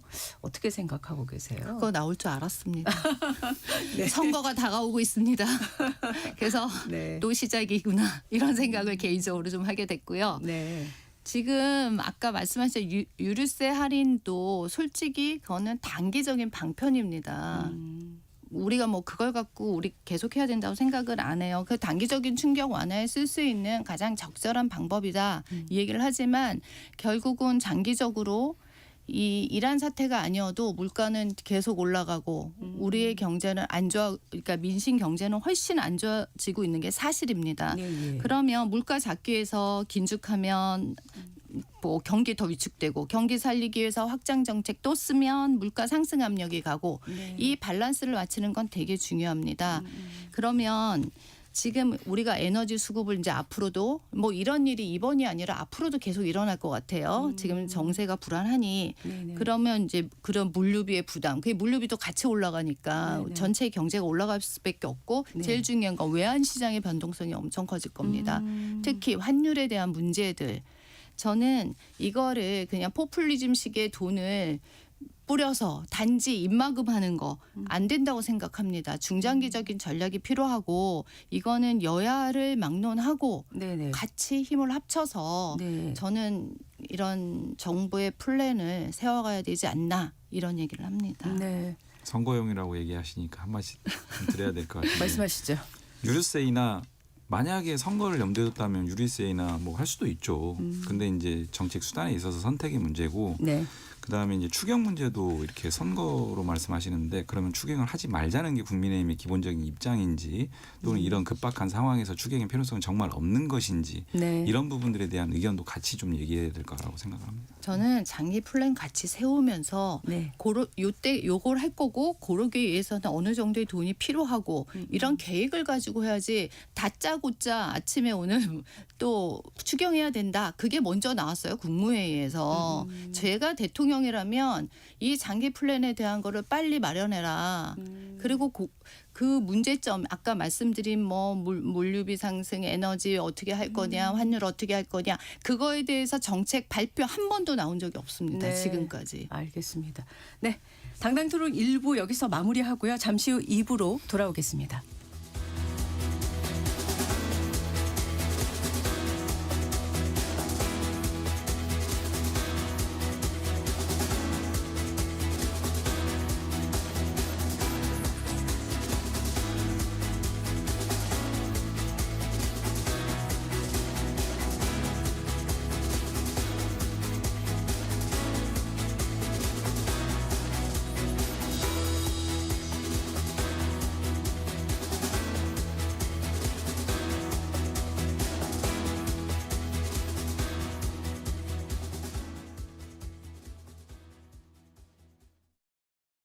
잠시 후 8시 반부터 일부 지역국에서는 해당 지역 방송을 보내드립니다. 워렌 버핏은 가치 투자, 필립 피셔는 성장주 투자, 피터 린치는 장기 투자. 방법은 달라도 목표는 하나. 성기영의 경제쇼가 성공의 길로 안내합니다. 깊이 있게, 명쾌하게, 지금 이 시대 경제에 관한 모든 것을 알려드립니다. 평일 오후 4시 5분 성기영의 경제쇼와 함께하십시오.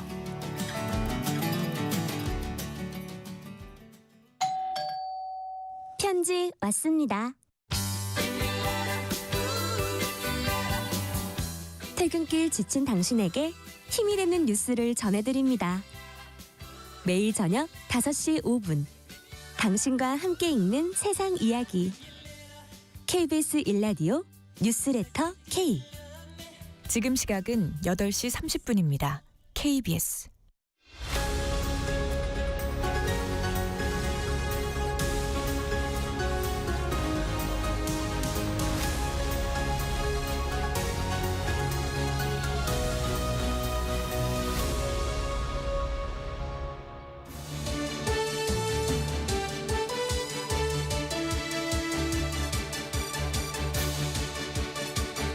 당당토론 2부 시작하겠습니다. 더불어민주당 이용호 의원, 국민의힘 최수진 의원과 함께하고 있습니다.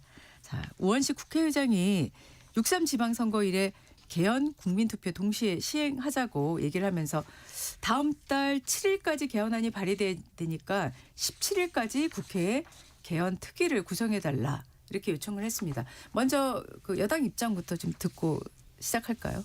네, 일단 그 개헌을 위한 사전 절차로서의 국민투표법 위헌성을 제거하는 개정안이 이제 본회의를 통과했고요. 네.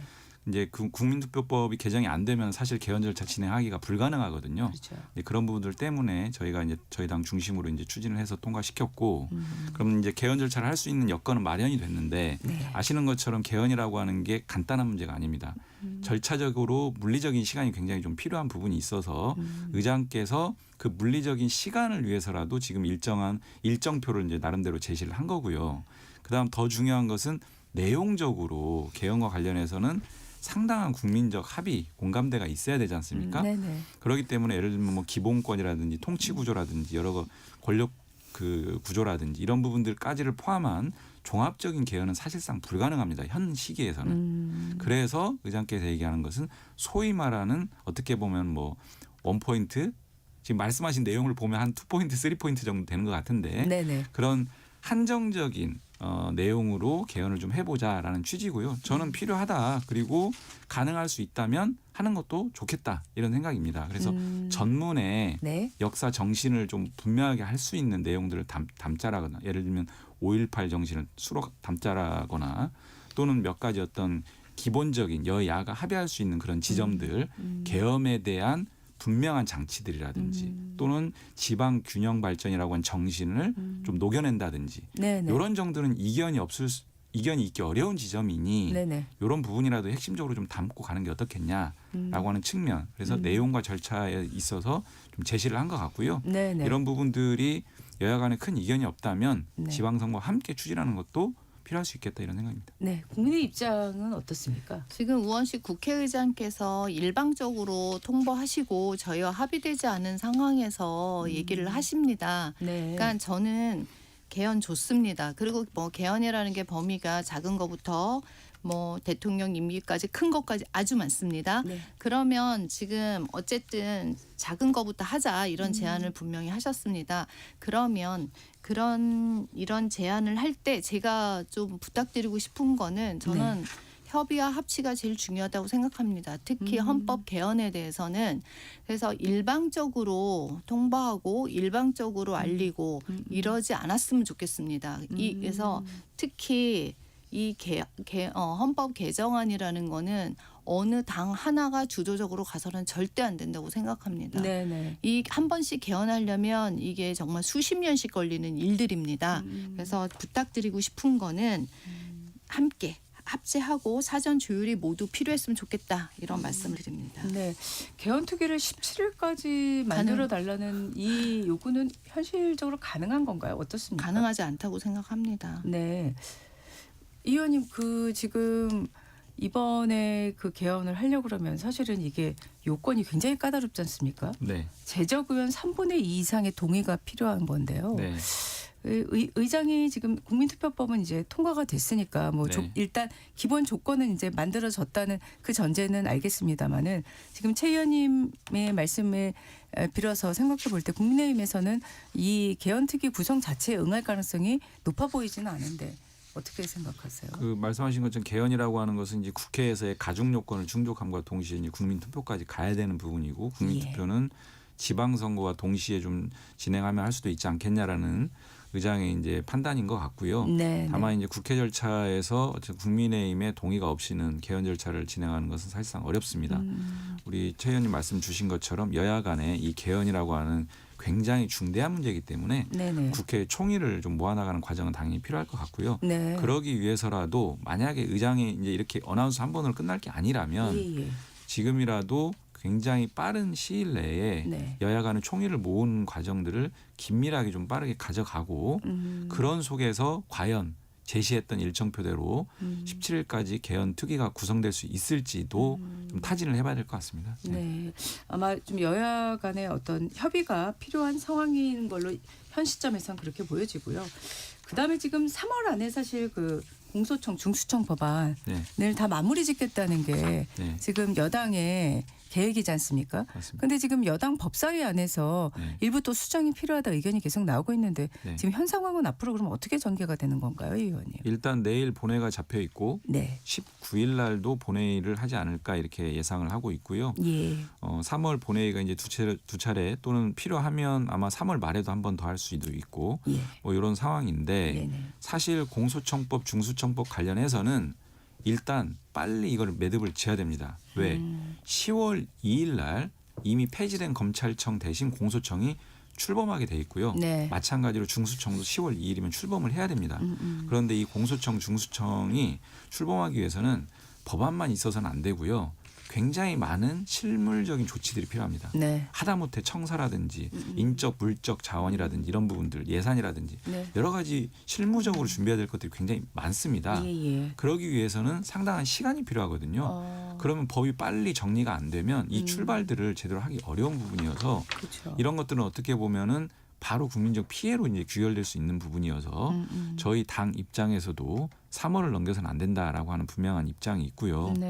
말씀하신 법사위 내에서의 여러 가지 의견들이 있습니다. 근데 그 의견들이 법사위 내에서도 아직 뭐 이렇게 하나의 목소리로 나오는 건 아니고 여러 가지 의견들을 지금 우리 원내랑 긴밀하게 좀 소통하면서 3월 내에 정리해서 본회의 처리까지 갈 수 있겠다 이런 생각입니다. 네, 여당 내 이런 상황에 대해서 뭐 이제 논란이란 말로 가장 많이 얘기를 해요. 그래서 저도 기회가 있으면 계속 질문을 하는데 또 민주당 안에서는 자연스러운 의견 조율의 과정이다라고 또 얘기들 하시는데 최 의원님 보시기에는 어떻습니까? 이거는 근본적으로 법안 자체의 문제점이 아주 많고요. 일단 그다음에 그거에 대해서 그러니까 법안을 잘 만들고자 하는 협의와 그런 논쟁이 아니라 결국은 자기의 헤게모니에 대한 싸움이다. 저는 그렇게 생각을 합니다. 그리고 일단 법안의 문제점에서 먼저 말씀드리면 어차피 수사 기소를 분리한다는 게 원칙이지 않았습니까? 그럼에도 불구하고 뭐 수사권도 없는 공소청을 기존하고 같은 검찰의 그 시스템과 똑같이 하고 있질 않나. 뭐 공소청하고 중수청을 대등한 관계로 해야 되는데 그 관계가 깨지고 있고 하물며 중수청 같은 경우는 행안위 소속으로 가서 결국 대통령 직속으로 하지를 않나. 그 수사에 대한 심의관들조차도 기관장이 임명하는 등 이게 문제점이 진짜 많습니다. 그러면 이 문제점을 해결해 나가야 되는데 해결하지는 않고 제일 중요한 거 더 나아가서 공소청에서 그 보안수사권 준회만에 지금 하고 있잖아요. 그걸 가지고 대통령의 공소 취소와 또 연결이 되는 그런 희극이 지금 벌어지고 있습니다. 김어준 유튜브에서 그 얘기를 했죠. 그러니까 오직하면 검찰개혁 추진단 자문위원장인 그 한양대 교수님, 박찬훈 교수님이 사퇴까지 하는 이런 사태가 벌어지고 있습니다. 그러니까 아까 말씀하신 대로 이게 과연 그냥 서로 의견이 안 맞아서 논쟁의 과정이냐? 저는 그렇게 볼 수 없다. 생각합니다. 네.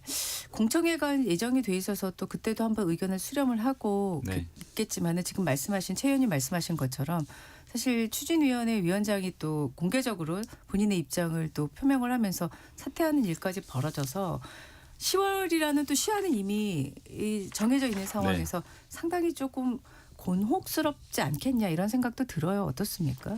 뭐 실제 우리 당 내부를 보면 그렇게 뭐 곤혹스러운 상황은 아니고요. 네. 아까 말씀드린 것처럼 3월 내에 국회 본회의 처리는 충분히 가능하고 그렇게 네. 만들 예정이고요. 그렇다라고 네. 하면 아까 말씀드린 일정표대로 10월 2일 출범에는 문제가 없습니다. 네. 그리고 그 박찬훈 교수님 말씀을 하셨는데요. 예. 검찰 개혁 추진단이라고 국무총리 산하의 조직이 있지 않습니까? 여기서 주도를 하는 것이고 박찬훈 교수님은 거기 추진단장은 아니고요. 위원장. 자문위원회의 자문위원장입니다. 네, 근데 예, 이제 예. 중수청 공소청 법안 마련 과정에서는 역할을 다 했고 이제 보안 수사권을 중심으로 한 형소법 개정, 형사소송법 개정안 과정이 남았는데 네네. 본인께서는 원사이드한 입장을 가지고 있다. 그런 마당에 자문위원장 맡는 게 적절하진 않은 것 같다라고 해서 이제 사퇴를 한 겁니다. 선회를 해주면 될 것 같고요. 뭐 네. 크게 이슈가 될 만한 사항은 아니고요. 네네. 공소 취소하고 이런 법안 추진을 연계시켜서 얘기한다라고 하는 것은 공당에서 할 얘기는 아닌 것 같습니다. 근거가 분명치 않으면 굉장히 심각한 문제가 될 수 있기 때문에 네, 예. 그것을 그렇게 어디선가 뭐 누군가가 떠들었던 얘기를 가지고 이렇게 얘기하는 것은 매우 신중해야 될 거라는 말씀 먼저 드리고요. 예, 예. 이 공소청법, 중수청법은 굉장히 오랜 기간 치열한 당정청 간의 논의 또는 국회 내외의 논의들을 거쳐서 상당히 정제되어 있는 부분이고요. 네. 법사위 내에 의원님들 중에 조금 더 완성도와 원칙적인 내용을 담았으면 좋겠다라고 하는 바람들은 있습니다. 네. 그런 바람 또한 국회 우리 처리 절차 과정에서 충분히 조율해서 정리할 수 있다 이런 말씀 드립니다. 네. 저희도 이거 관련돼서 어마어마하게 많은 국회 세미나를 진행했었습니다. 예, 예. 근데 한결같이 이 법안 자체는 너무 문제가 많다. 결국은 수사가 많이 지연될 것이고 전문성도 없어질 것이고 이걸 통해서 국민들이 계속 그 판결을 못 받은 상태에서 끌고 갈 것이다. 그러면 결국 국민의 피해로 갈 것이다. 이런 얘기들은 계속 나오고 있습니다.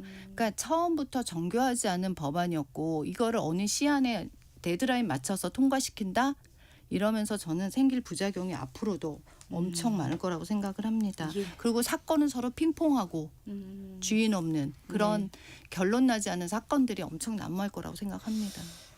저희가 이 법안을 이렇게 추진했던 그 배경을 보면 수사기소 분리지 않습니까? 네네. 수기분리 원칙에 국민의힘이 반대하는지 동의하는지 잘 입장을 모르겠습니다. 근데 이 배경은 뭐냐면 윤석열 정치검찰과 같은 독재를 꿈꿨던 세력들이 검사 본연의 역할에 충실하지 않고 네. 이런 부분들에 대한 국민적 공분에서 출발한 겁니다.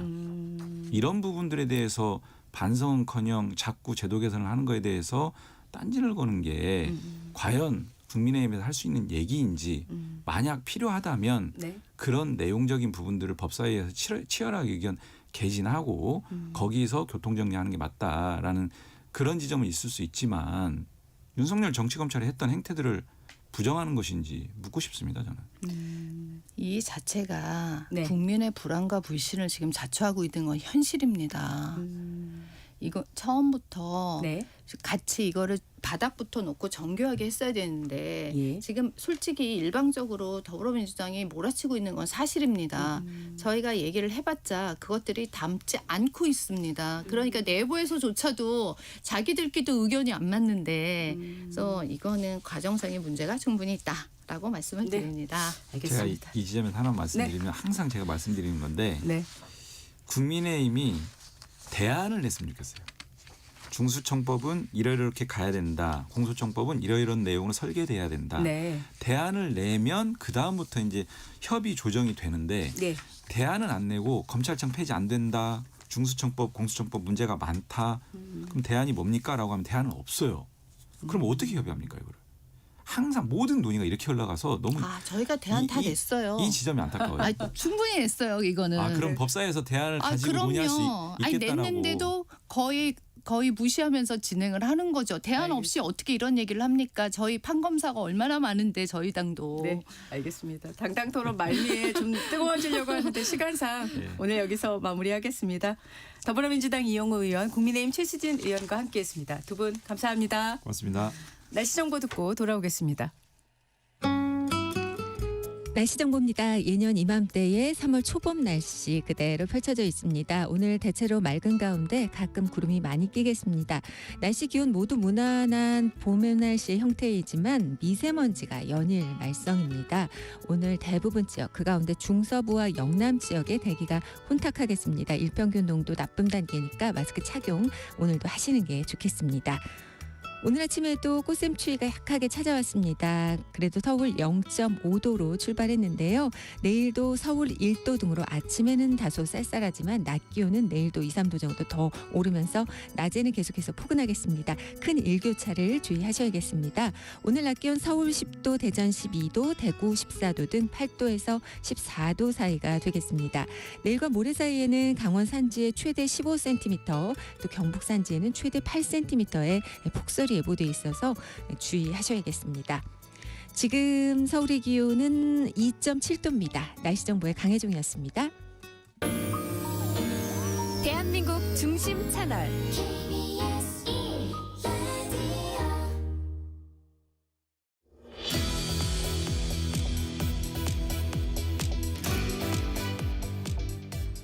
이란과의 전쟁이 곧 끝난다는 트럼프 대통령의 말에 이란은 전쟁을 끝내는 건 자신들이라고 맞받아쳤습니다. 전쟁이 장기화되는 것 아니냐는 우려가 나오는데요. 고려대 중동이슬람센터 김덕일 연구위원을 전화로 연결해서 중동 상황 자세히 이야기 나눠보겠습니다. 위원님 안녕하세요. 예, 안녕하세요. 네, 오늘 아침에 나온 속보 관련한 질문부터 좀 먼저 드리겠습니다. 예. 네, 헤그세스 전쟁부 장관이 지금 이란에 대한 공습 강도를 최고 수준으로 끌어올리겠다. 이렇게 얘기를 해서 이 배경이 뭐냐 의견이 분분한데 전쟁을 단기간에 끝내기 위한 것이다. 뭐 이런 분석도 있더라고요. 위원님은 어떻게 보고 계십니까? 예, 미국은 뭐 이번 전쟁을 단기간에 끝내야 할 것을 이제 목표로 삼고 있습니다.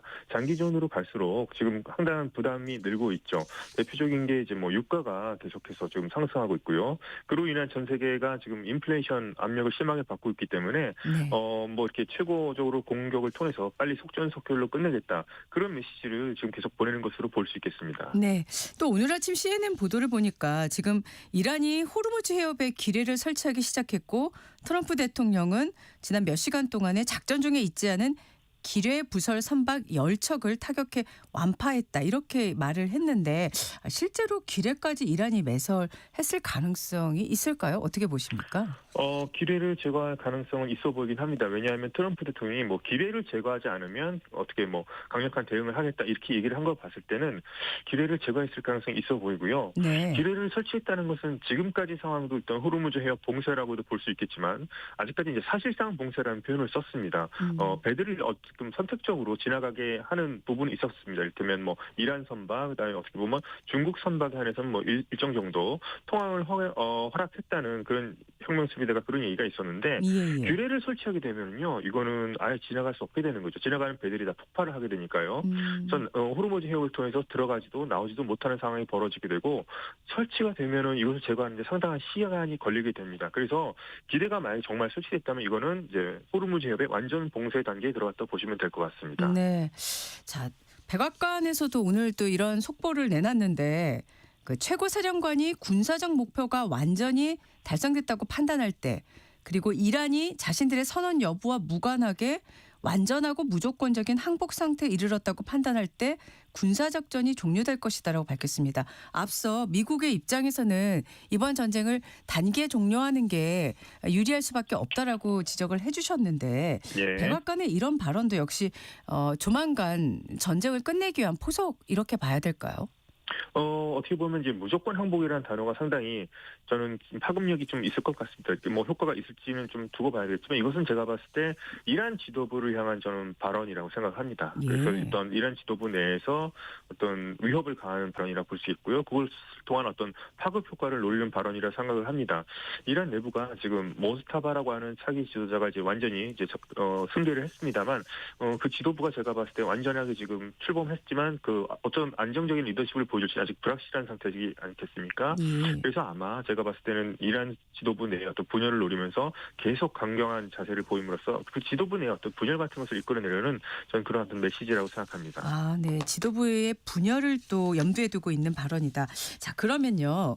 그 모즈타바라는 그 새 최고 지도자에 대한 질문을 좀 드리고 싶은데요. 예. 자, 이란 전문가 회의에서 모즈타바를 최고 지도자 선출한 이유 어떻게 봐야 될까요? 전문가 회의는 원래 이슬람 율법 학자들이 모여서 하는 회의고요. 여기서 이제 뽑힌 건데요. 따지게 되는 기준이 있다면 어떤 종교적인 어떤 뭐 학식도 보게 되겠고요. 뭐 평판, 그다음에 뭐 최고 지도자이기 때문에 뭐 정치적 어떤 행정적 능력도 보게 되겠지만, 모스타바 외에도 그런 조건에 충족하는 사람들은 다른 사람들도 있거든요. 네. 근데 모스타바가 된 것을 봤을 때는 저는 상당히 그 정치적인 결정이라고 생각이 됩니다. 모스타바 같은 경우는 혁명수비대와 상당히 밀접한 관계를 갖고 있고요. 현재 혁명수비대는 거의 뭐 이란의 실세라고 볼 수 있는 조직입니다.